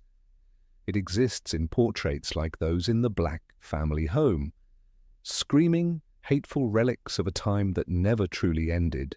Even Sirius, who tried to break free, felt its pull. "I hated the whole lot of them," he told Harry, "my parents with their pure blood mania." Yet even he bore the weight of their legacy, the fury and the fire. Voldemort's rise to power was not just a triumph of charisma or magical talent. It was the flowering of generations of buried hatred and unspoken dreams. His followers did not come from nowhere. They were summoned by blood, by memory, by the seductive promise of returning to a world where their name, their house, their bloodline would reign again. The darkness that Voldemort ignited was already there, in cold drawing rooms, in whispered lessons, in family crests that gleamed with pride and poison. "There is no good and evil," Voldemort once said. "There is only power, and those too weak to seek it." But power, like a curse, can be passed down. We must not forget the gaunt ring, a Horcrux, yes, but also a symbol. Worn by Marvolo, later hidden in the ruins of his house, it was more than a trinket. It was a remnant of a dream long dead, that blood alone could confer greatness. In trying to preserve their line, the Gaunts ensured its doom. The ring brought death to Dumbledore, twisted Riddle's soul further, and carried a history soaked in pride and violence. No healing spell could cleanse it. No redemption could be carved from its gold. Hereditary curses in the wizarding world are not always spelled out in dramatic prophecy. Sometimes they are simply patterns. Violence taught as justice, power mistaken for truth, love twisted into control. And the scariest part is how easily they hide behind family honor. "We are Malfoys," Narcissa once said, as though it explained everything. And in a way it did. That name came with a script, and each generation learned their lines by heart. But there are those who break the pattern. Andromeda Black was cast out for marrying a Muggle-born. She raised Nymphadora with love, not doctrine. Sirius ran from home, chose danger over comfort. Even Draco, in his quiet way, stepped back from the edge. These small rebellions matter. They prove the curse is not destiny, but they also show how much pain it takes to break free.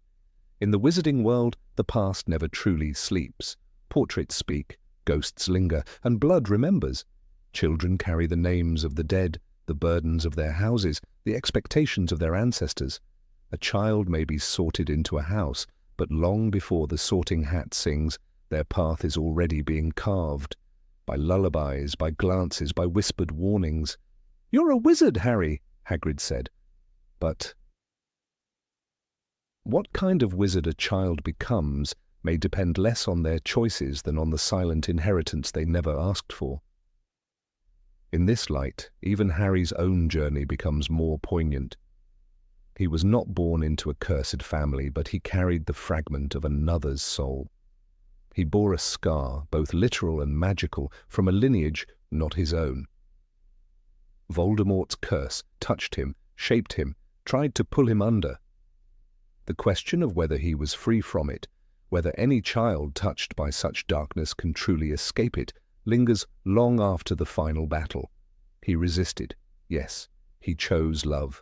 But how much of that choice was truly his, and how much was the legacy of his mother's sacrifice, of his father's courage, of his godfather's fire? The real terror lies in how little the wizarding world discusses these matters. Curses, they believe, are spells with counterspells. But what of the invisible ones, the ones cast with words and values, with silence and fear? What of the curses that sit at dinner tables, painted in oil on the walls, wrapped around the necks of children like invisible chains? What of the child who grows up hearing that magic is might, and believes it because everyone they love tells them it is so? To grow up in such a world is to carry both wand and burden. The child of a Death Eater, the descendant of Gellert Grindelwald, the heir of Slytherin. These are more than titles. They are destinies waiting to be challenged or fulfilled. And the terrifying truth is that not all are strong enough to challenge them. Some walk the path laid before them, not because they are evil, but because no one ever showed them another. This is the darkness that grows with age, the knowledge that not all chains are visible and not all spells can be undone. As children, we believed in houses, in sorting, in good and evil. As adults, we begin to see the grey, and in that grey, the shadows of those who came before. Number 22. Everyone is too young for their role. The world of magic, where phoenixes burst into flame and castles rearrange their staircases, it's easy to forget the one constant that cannot be transfigured: time, and more precisely, age. But with years comes a different sort of sight, not magical, but sobering. It brings an unsettling realization, a weight that readers only fully grasp, as they too leave their childhood behind. The burden placed upon the young in the wizarding world is not inspiring, it's disturbing. Children are not just witnesses to chaos. They are the warriors, the strategists, the sacrifices, and they are far too young. Harry Potter was 11 when he first killed. Not with intent, not with glee, but still killed. Quirrell's body crumbled to ash beneath his touch, and Harry passed out on the stone floor with the stench of dark magic and blood in the air. At the time, it was framed as triumph. He defeated Voldemort, but a child shouldn't have to do that. An adult, any adult, should have been the one to protect the school, to defend the Philosopher's Stone. Yet Dumbledore, McGonagall, Snape all watched from the background as Harry, Ron, and Hermione unraveled deadly secrets, facing a troll, devil's snare, and a possessed professor. This was no game, but no grown-up stopped them. By 14, Harry was forced into the Triwizard Tournament. Not invited, forced. "I didn't put my name in," he protested, over and over. But the wizarding world didn't listen. Rules were rules. Crouch, Dumbledore, Bagman, all stood by as a fourth year was entered into a competition so lethal it had previously been banned. The tasks required adult strength and magical expertise, but they sent in a child. And when he returned from the graveyard with Cedric Diggory's lifeless body in his arms, blood on his hands, and horror in his eyes, they didn't shield him. They didn't comfort him. They interrogated him. Cornelius Fudge called him a liar. Harry's trauma was politicized before he could even grieve. Hermione Granger, the brightest witch of her age, spent her teenage years doing the ministry's job. She freed house elves when no department cared. She protected students when the professors failed. She figured out how to destroy Horcruxes when the most seasoned Aurors had never even guessed at their existence. "We're the only ones who can end this," she told Harry. But she was 17. She should have been at home revising for Newts, not watching friends die or be tortured. In Malfoy Manor, she was carved open by Bellatrix Lestrange. The books do not describe the scars, but they are there. Not all magic heals. Ron Weasley, for all his jokes and jealousy, showed bravery that surpassed most trained wizards. He faced Acromantulas in the Forbidden Forest. He destroyed a Horcrux that tormented him with his deepest insecurities. He returned after deserting his friends, not because someone ordered him, but because he was still a child learning what loyalty meant. He was only 17 when he broke into the Ministry of Magic and stole from Umbridge. A year prior, she had tortured students at Hogwarts, carving words into their flesh while professors turned blind eyes. Ron didn't need a badge or a title. Like Harry and Hermione, he simply acted because the adults had stopped. Even Draco Malfoy, spoiled and cruel, became a pawn in a war he didn't understand. Voldemort assigned him a murder. "He's just a boy," Snape argued, though he still agreed to help him kill Dumbledore. Draco was 16 when he carried the weight of his entire family's safety.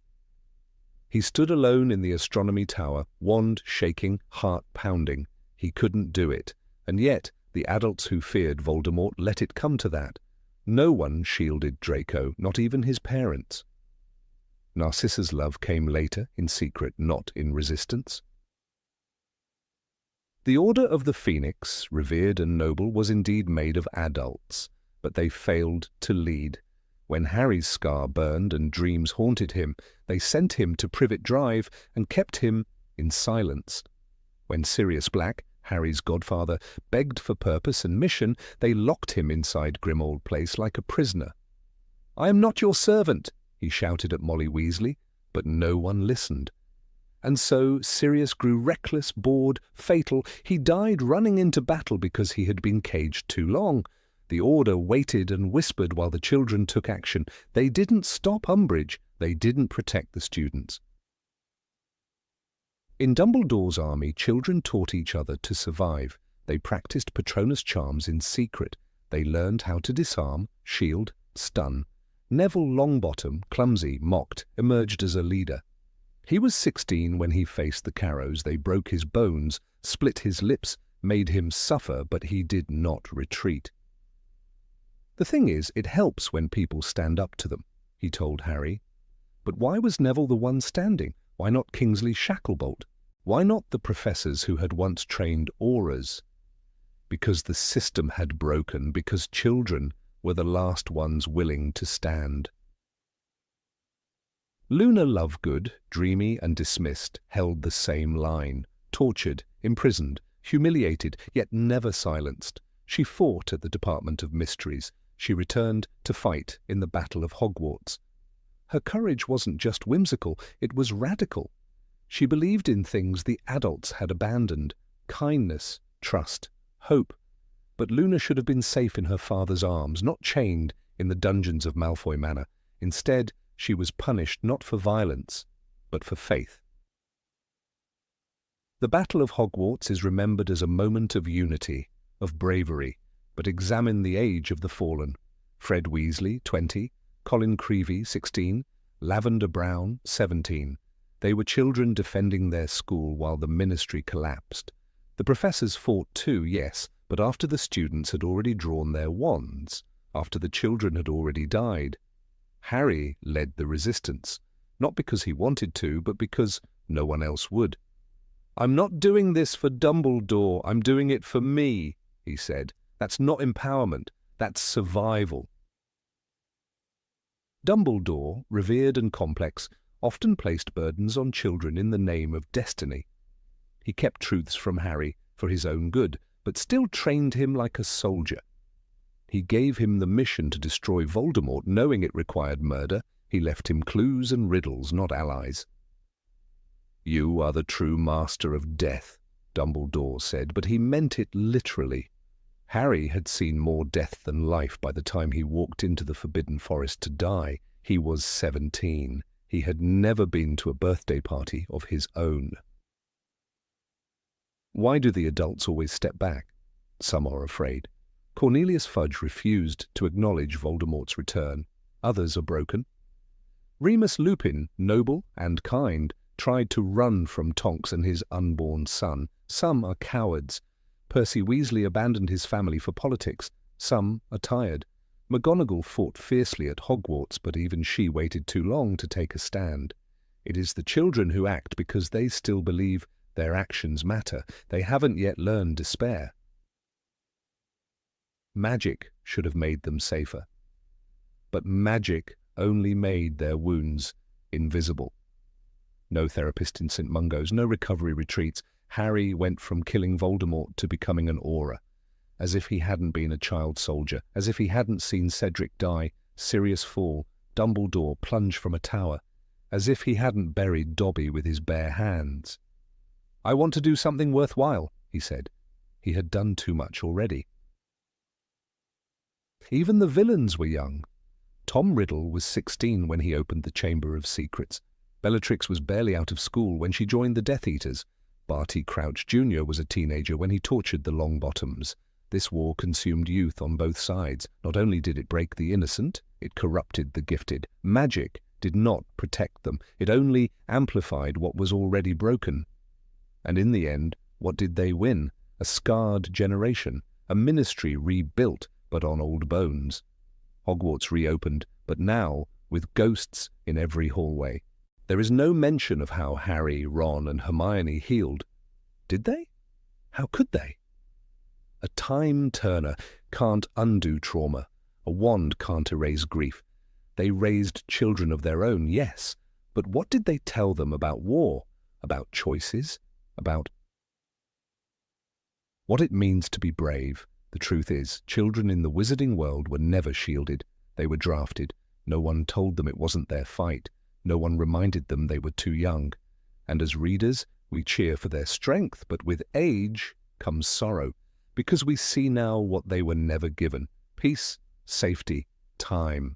There is something dark beneath the glitter of Hogwarts, something aching in the triumphs of its heroes. They were always too young, too hopeful, too willing to save a world that had already given up on saving them.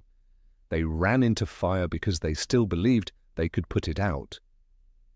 And perhaps that is what makes their story beautiful, but also unbearably tragic. Number 23, no one understands what magic really is. There is a terrible truth hiding in plain sight in the world of magic. It's something you don't realize as a child devouring the pages of Harry Potter's adventures.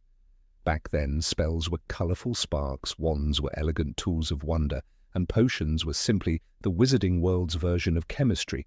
But as you grow older and look more closely, a chill begins to settle in your chest. Something is wrong, something fundamental.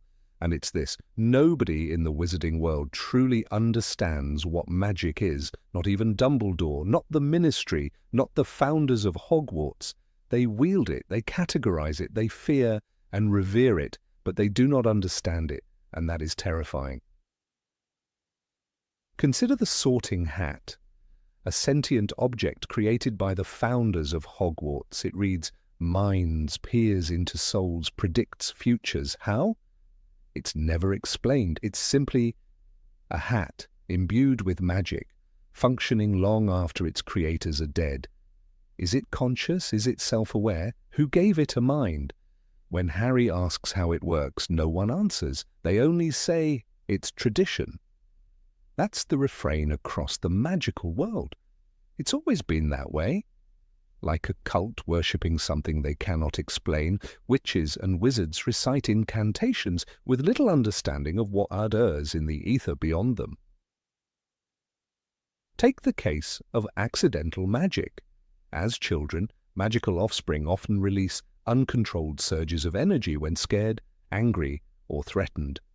Dudley's gang chases Harry, and suddenly he's on the roof. Aunt Marge insults his parents, and she inflates like a balloon. These aren't spells. There are no wands, no incantations, no conscious intent. This is raw, undiluted magic, exploding from human emotion. A wand later becomes a dam to channel the flood, but the river is wild underneath. What sort of power responds so violently to fear and anger? It's not a tool. It's an extension of the self, like a limb made of lightning, as dangerous as it is miraculous. The Ministry of Magic pretends to govern magic, but they don't. They govern people. They make rules about how spells may be used, where magic can be performed, what creatures are dangerous, but never once do they address what magic actually is. Azkaban isn't filled with failed magical experiments gone awry. It's filled with people. No law has ever been passed banning certain branches of magic because they are fundamentally wrong. They are banned because of what they do to people. Dark magic is feared not because it corrupts the soul, though it does, but because it exposes the truth. Magic is not neutral. It responds to intention, and intentions are slippery things. When Bellatrix Lestrange casts the Cruciatus Curse, the magic obeys her madness. When Harry tries the same, out of righteous anger it fails, not because the spell is broken, but because magic knows what? That's the question. How does it know? How does it judge? It's not just about power, it's about conviction. Magic doesn't simply obey the words or the wand movement, it listens to something deeper. That implies awareness, or worse, a consciousness buried inside it, a force that reacts, even decides. and yet no witch or wizard has ever mapped this layer. They simply accept it, like sailors navigating winds they cannot control. Even the spells themselves are suspect. The incantations are Latin-based, but not always. Some are utter gibberish. Some, like Avada Kedavra, trace their origins to ancient Aramaic. But what matters isn't the language, and it's the intent behind it. In Half-Blood Prince, Harry uses Sectum Sempra without knowing what it does. Magic obeys instantly, slashing Draco Malfoy's chest open, spraying blood on the bathroom floor. Harry is horrified, but magic is not. Magic has no morality. It simply performs. That a spell invented by a teenager like Snape could work so violently and with such precision implies that magic does not require ancient tomes or elder approval. It is wild, fertile ground. Anyone can plant something in it. What grows is another matter. Alchemy tried to explain magic, the study of transformation, of spiritual purity, of the philosopher's stone, and yet Nicholas Flamel lived over 6 centuries and still chose to destroy his creation. Not because he found the truth, but perhaps because he never did. The elixir of life delayed death, but it did not grant understanding. It was just another expression of power. The deeper truths, if they existed, remained hidden. If Flamel, man with time, resources, and brilliance, could not decipher the nature of magic, what hope does any Hogwarts student have? It's not knowledge passed down, it's tradition recycled. Potions offer no comfort either. Severus Snape, the master of potions, describes it as a subtle science, but in practice it is trial and error. Add one root too early and it curdles. Stir clockwise instead of counter. Explosion. Felix Felicis grants impossible luck. How? Why? No one knows. They drink and believe. But the potion doesn't understand physics or probability. It warps the world around the drinker. That is not science. That is faith or manipulation. Either way, it's terrifying. You are bending reality without ever knowing what part of it you're touching. The Department of Mysteries hides this fear behind locked doors. They study time, death, memory, thought, love, the pillars of existence. Yet the unspeakables do not speak because they cannot. In Order of the Phoenix, Harry sees the veil in the death chamber, hears whispers. Sirius Black falls through it, vanishes. Where? No one knows. Magic bends time, warps space, and still wizards tiptoe around these phenomena like curious children playing near a fire. They do not understand what they have built their world upon. They only know how to not get burned, most of the time. Wands themselves are an enigma. Ollivander describes them as choosing the wizard, not the other way around, a piece of wood and a magical core, sure, but that's not all. Harry's wand and Voldemort's share a core, the feather of Fawkes, the phoenix. And that connection causes their spells to lock in priori incantatem, something so rare and unpredictable that it defies planning. If wands were mere tools, they wouldn't resist or rebel. They wouldn't transfer allegiance. They wouldn't remember previous spells. A wand isn't a gun. It's closer to a living creature. And yet wizards trust them implicitly without understanding why they work or when they won't. Hogwarts teaches spells and potions, magical creatures and history. But never metaphysics, never the source. It's like learning to drive a car without ever asking who built the engine. Hermione Granger, the brightest witch of her age, never once inquires what makes magic possible. She memorizes spells, masters theory, but never questions the foundation. Maybe because to ask is to risk madness. If the answer is nothing, if magic is chaos, then everything they know is built on sand. And what of the Muggle-borns? Magic appears spontaneously in non-magical families. Why? Genetics, destiny, divine spark. There is no test, no marker, no explanation. Lily Evans had no magical lineage, and yet her power rivaled the purebloods, Hermione too. Meanwhile, squibs like Filch are born into wizarding dynasties but have no spark. Magic plays dice with bloodlines. That isn't law. That's randomness. That's chaos in disguise. Obscurials, magical children who suppress their powers, are another horrific example. In Fantastic Beasts, we see how repression turns magic into something monstrous. Credence Barebone becomes a shadow of fury, uncontrollable, unkillable. Magic, denied, rebels. It refuses to be silenced. That is not a tool. That is a living force. A force that punishes denial. Wizards call it a tragedy, but they still don't understand it. They treat the symptom, not the root, because the root is unknowable. Then there's Horcruxes, splitting one's soul by committing murder and embedding the fragment into an object. That's not just dark, that's metaphysical surgery. But even Voldemort didn't invent the method, he only followed whispers of forbidden knowledge. No one knows who first discovered it. No one knows what a soul is in magical terms, only that it can be broken. How does magic detect a murder? How does it split a soul? These questions remain unanswered. They cast the spell and hope it works. That's not control. That's sorcery masquerading as scholarship. Even the unforgivable curses defy logic. Imperius takes control of a person's will. Cruciatus causes agony without injury. Avada Kedavra kills instantly, painlessly, without a trace. What energy is doing this? What law of nature permits it? None. It is not quantum mechanics. It is something older, something more primal, a force that doesn't care about laws, only intent. They call them unforgivable, but that's a moral judgment. The magic itself doesn't care. It simply flows through the wand, obedient, eager, blind. Dementors are feared for their effect, the draining of hope, happiness, the soul. But how do they do it? Magic?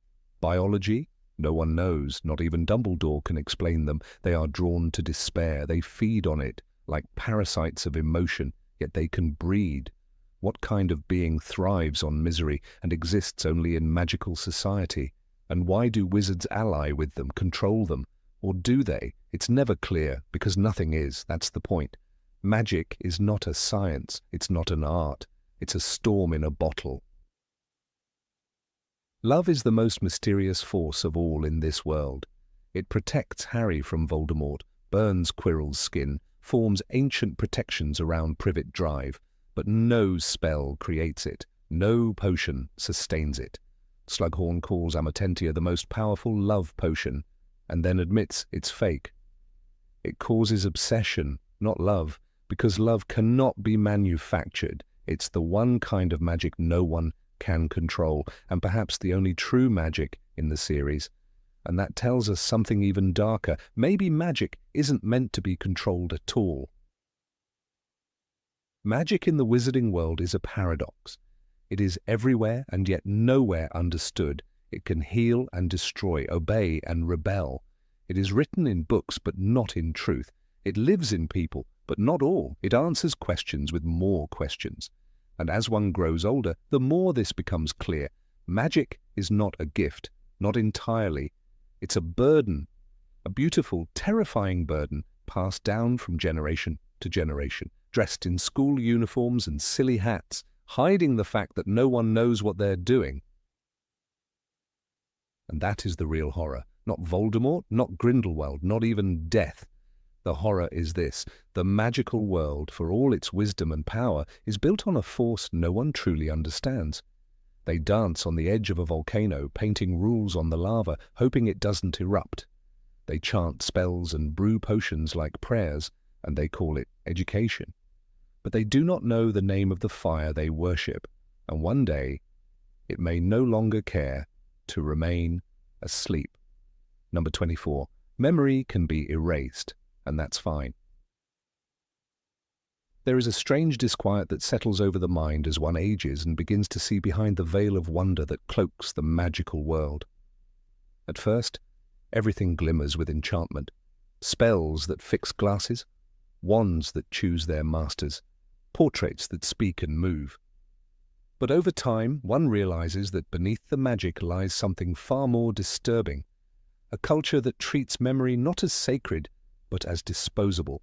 The spell Obliviate is a tool as common as a cauldron, used not sparingly or with reverence, but freely, instinctively, and at times with frightening nonchalance. And this casual manipulation of memory, of identity itself, casts a long, silent shadow over the entire wizarding world. The first brush with this darkness comes early in the series, when Professor Lockhart attempts to erase the memories of Harry and Ron in the Chamber of Secrets. It is played for tension and humour. Lockhart, the fraud, raising Ron's broken wand only to send the charm ricocheting back into himself. But there is no reflection in that moment about what he was truly attempting. He was not casting a shield or a stun. He was preparing to erase a portion of their lives. In his case, it was not even to protect them. It was to protect himself. "I'm rather gifted with memory charms," Lockhart boasts in Chamber of Secrets. And indeed he is. He has used them to destroy the memories of every wizard and witch whose heroic deeds he stole. Lives have been rewritten, histories erased. And Lockhart walks free, honoured and adored, until his wand backfires. But the unsettling nature of the memory charm is not confined to villains. One of the most morally complex uses comes from someone often seen as the moral compass of the series. Hermione Granger, in Deathly Hallows, performs a full-scale memory wipe on her own parents. She not only makes them forget her existence, she implants false identities and sends them to live in Australia. "I've also modified my parents' memories so that they're convinced they're really called Wendell and Monica Wilkins," she tells Harry and Ron. "I've explained it all to them and they're going to Australia." There is no small irony in the fact that this act, meant to protect, echoes the very methods used by their enemies, manipulating minds to control reality. Hermione's action is not presented as villainous, it is courageous, noble even, but the spell itself, Obliviate, remains the same. There is no guidance, no counselling, no discussion of the psychological toll on those affected. The question that no one asks is, what happens when the memories come back? Do they return incomplete? Do they return at all? Do they feel like their former lives were a dream? The books never dwell on it. Memory has become a kind of fluid, something to be poured out or bottled up, depending on need. The most literal depiction of this comes in the form of Dumbledore's pensieve, a basin into which memories can be poured, examined, and even shared. It is a fascinating tool, wondrous in its clarity and insight. Yet it too contributes to this unsettling theme. Memories in the pensieve can be extracted and viewed, but what determines their accuracy? Are they filtered through perception? Are they subject to the erosion of time? The pensieve reveals truths, but it also abstracts experience from personhood. When Dumbledore shares memories with Harry, they are not his own recent thoughts, but curated reels of mental film. Emotions are removed. Context is obscured. The person behind the memory becomes a curator rather than a participant. Perhaps the most symbolic use of memory manipulation is not magical at all, but narrative. Throughout the series, Harry himself struggles with fragmented recollections of his parents, of the night they died, of the sound of a woman screaming. In Prisoner of Azkaban, he hears this scream in the presence of Dementors and believes it is his mother. Yet he later learns that memory is more than what is stored in the mind. It is what the soul retains in moments of trauma. That distinction is crucial because it suggests that there are parts of memory that cannot be accessed, modified, or erased. And yet the wizarding world constantly tries to do just that. The Ministry of Magic institutionalizes this belief. The Department of Magical Accidents and Catastrophes has a whole division, the Obliviator Headquarters, devoted to erasing Muggle memory. Any incident involving accidental magic, magical beasts, or wizarding mishaps is swiftly covered up by wiping minds. The Muggle was taken to St. Mungo's, says a ministry worker, in Order of the Phoenix, and her memory modified. No questions are asked about consent. No one ponders the cumulative trauma this could create. In the wizarding world, a Muggle's experience is less important than the secrecy of magic. But memory is not just knowledge, it is emotion. It is grief and joy and fear and connection. When those are taken, something foundational is lost. Consider Bertha Jorkins, an employee of the Ministry, whose memory had been tampered with by both Crouch Senior and later Voldemort.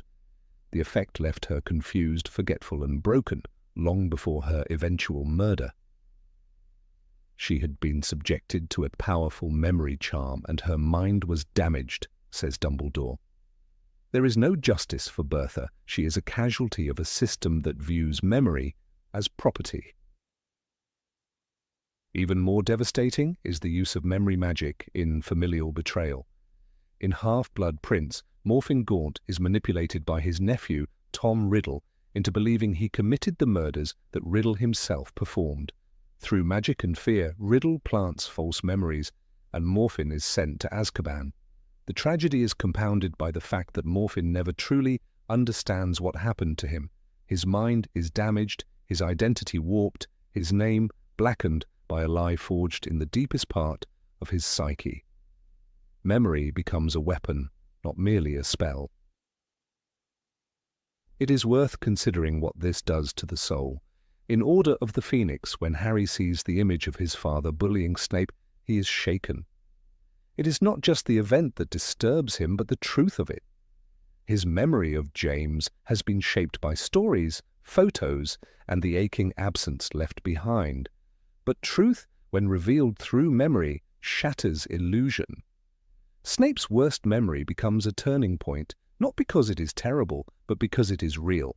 And yet, in the same book, the Ministry is actively engaged in propaganda, shaping memory on a national scale. Fudge attempts to erase the truth of Voldemort's return from the public memory through denial and misinformation. In this light, memory magic is not an anomaly. It is a cultural expression of deeper values, a society that prizes secrecy over transparency, control over trust. And like any culture built on manipulation, it pays a heavy price. The characters most often associated with truth, Harry, Luna, Neville, are those whose memories have not been tampered with.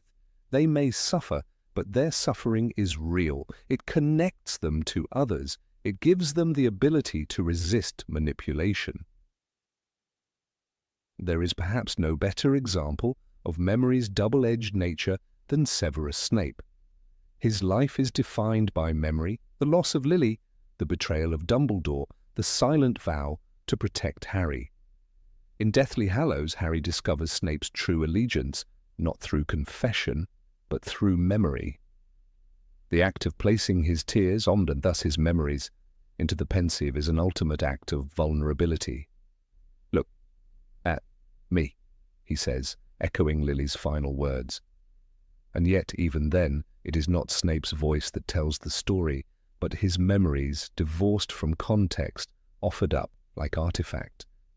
We are left to interpret them without ever knowing how much they leave out. Even the most sacred forms of memory are filtered through this detached lens. The mirror of Erist, for instance, shows the heart's deepest desire, often rooted in memory. Harry sees his parents not as they might be, but as he imagines them. Dumbledore warns him, it does not do to dwell on dreams and forget to live.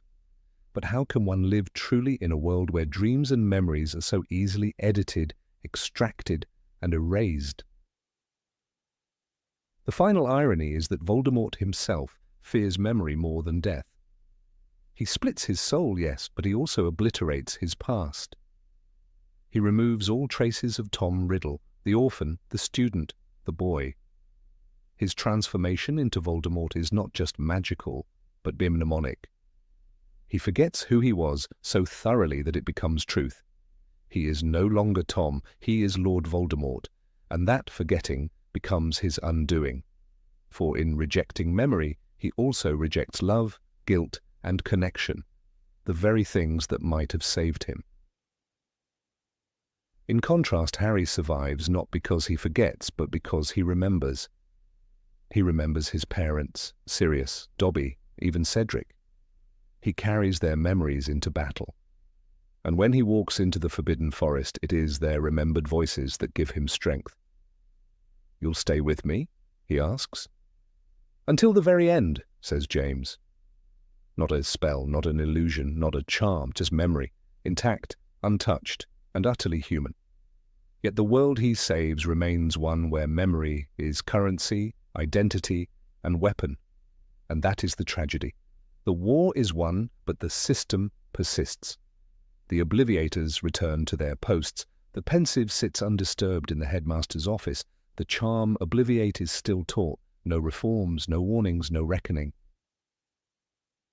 For those who grow up loving this world, this is the hardest truth to face.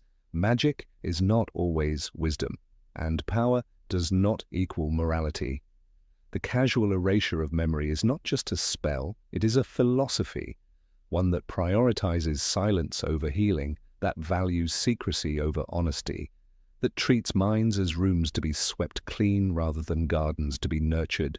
Perhaps one day, a new generation of witches and wizards will see the danger in this, will ask the questions the last did not, will remember, not just for themselves, but for all those who had their memories taken.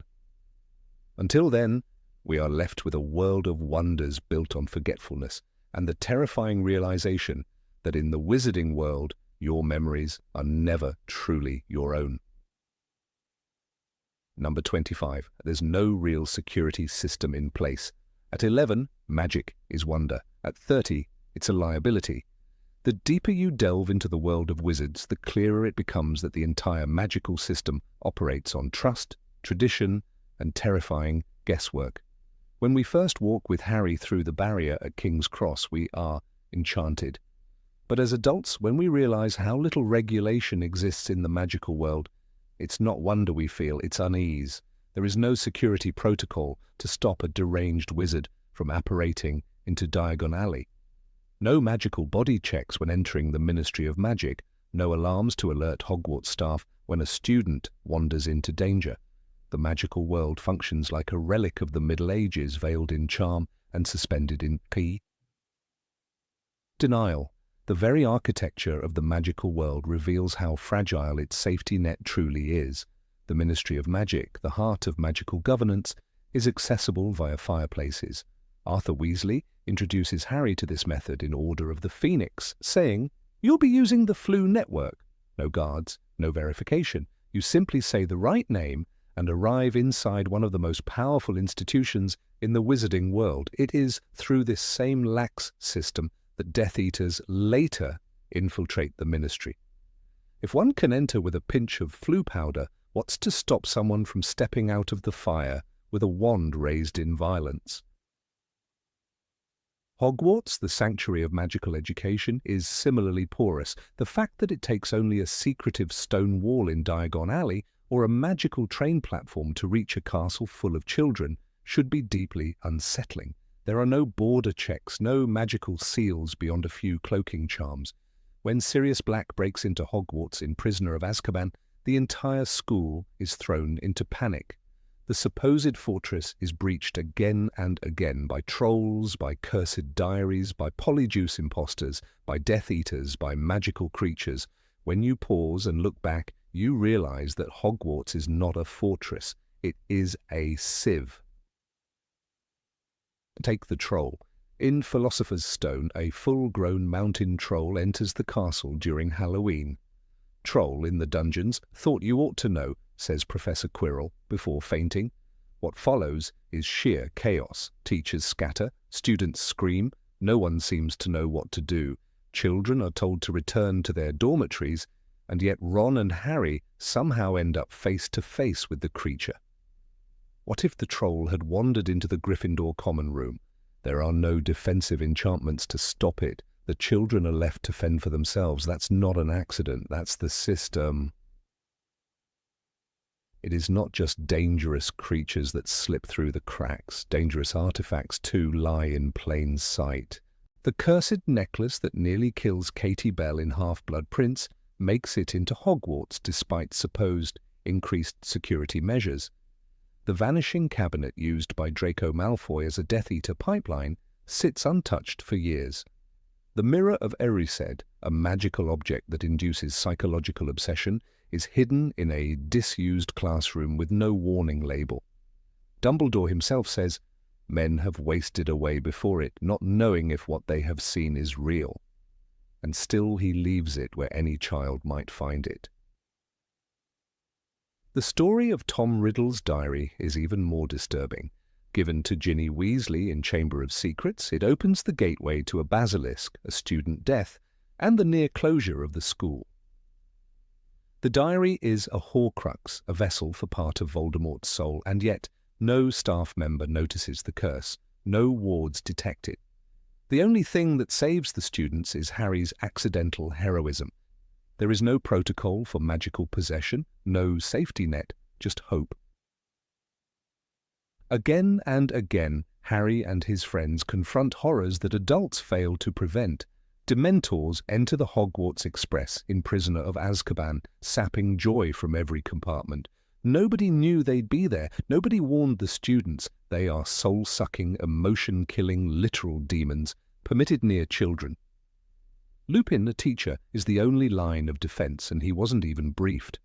When asked about it later, Cornelius Fudge justifies the act by saying, "The Dementors are stationed at every entrance to the school," as if that explains the trauma of a 13-year-old boy collapsing under the weight of unseen grief. Perhaps the most damning example comes in Goblet of Fire. A school that claims to protect its students hosts a deadly tournament, complete with dragons, merpeople, and a maze that drives competitors insane. The Triwizard Tournament, once banned for its high mortality rate, is brought back with fanfare and no true safety reforms.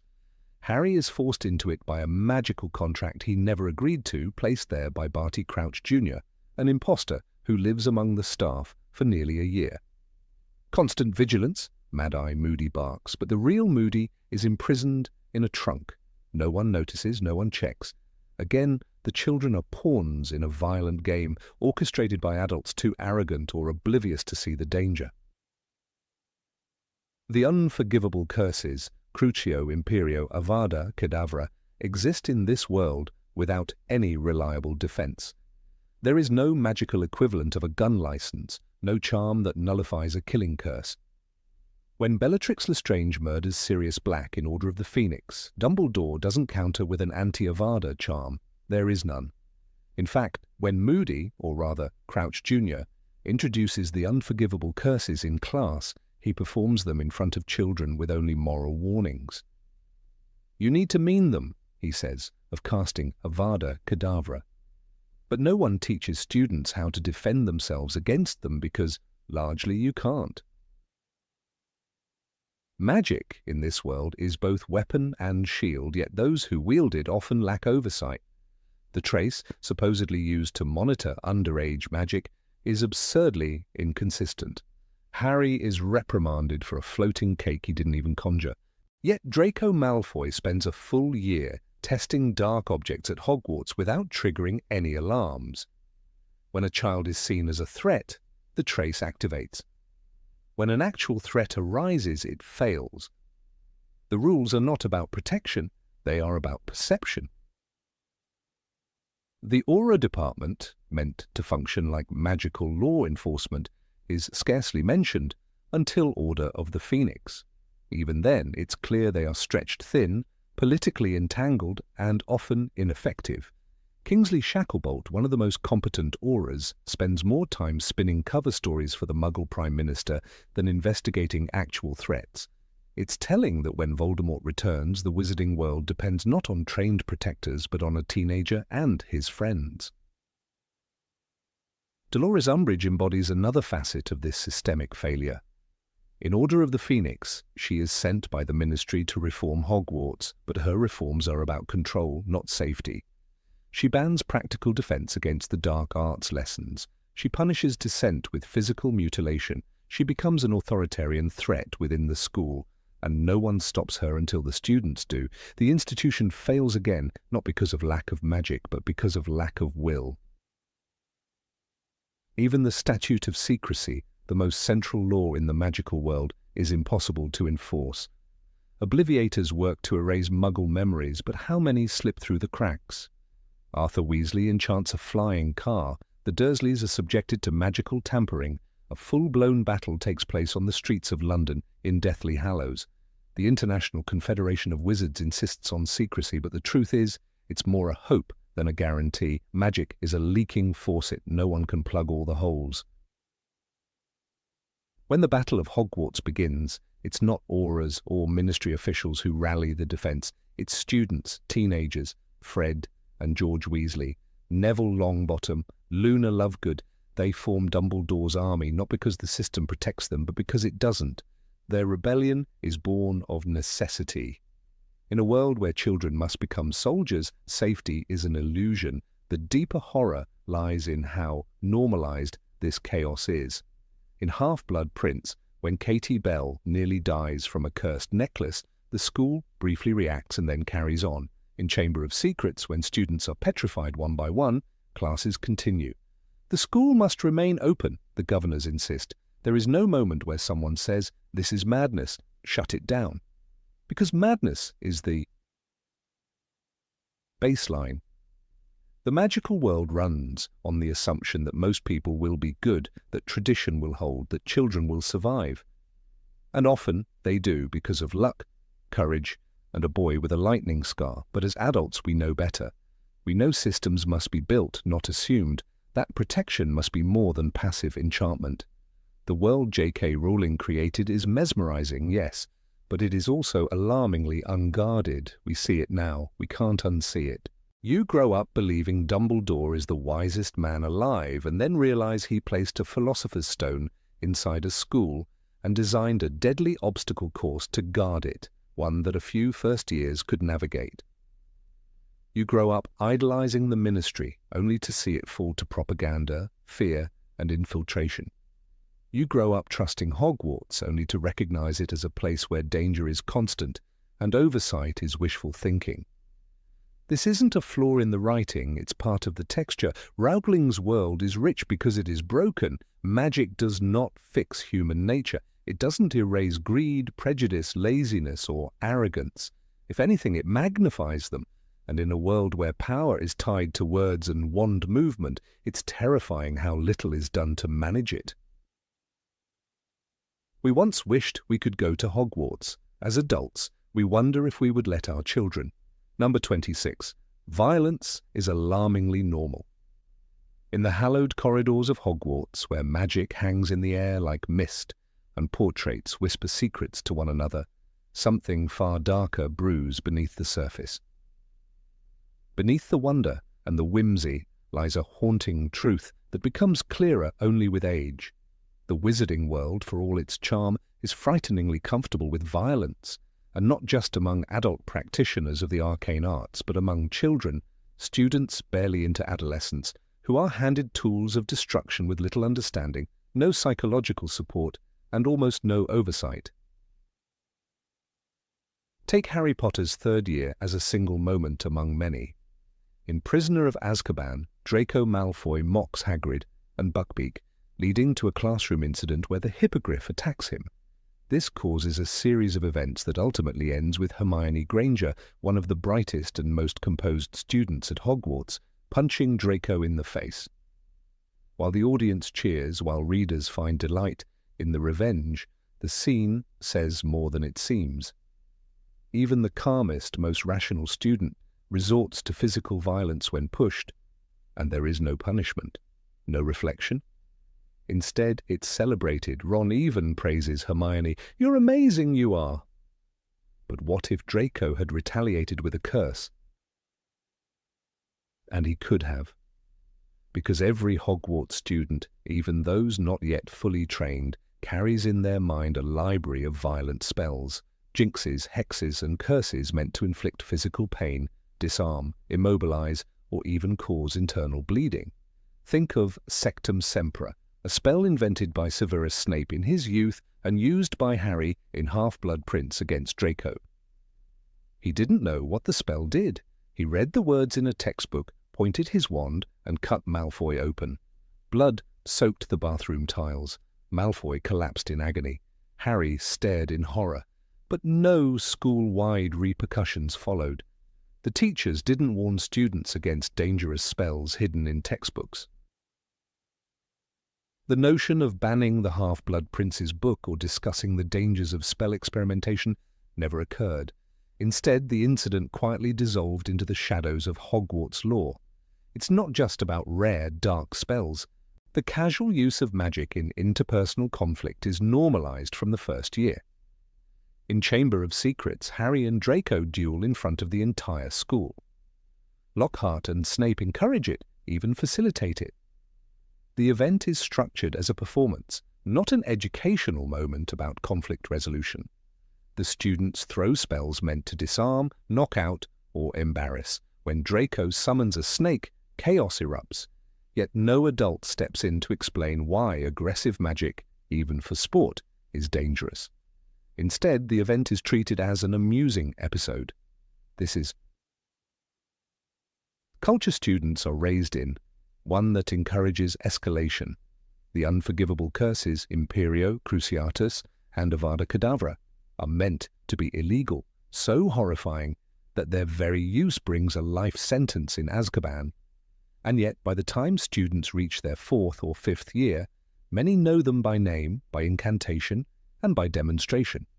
In Goblet of Fire, Barty Crouch Jr., disguised as Mad-Eye Moody, teaches these curses to a 4th-year Defense Against the Dark Arts class. He uses live spiders. He makes children watch torture. When Neville Longbottom watches the spider twitch under Crucio, his hands tremble, his face turns pale. His parents were tortured into madness with that very curse. But does anyone step in to stop the demonstration? Does Dumbledore intervene? No.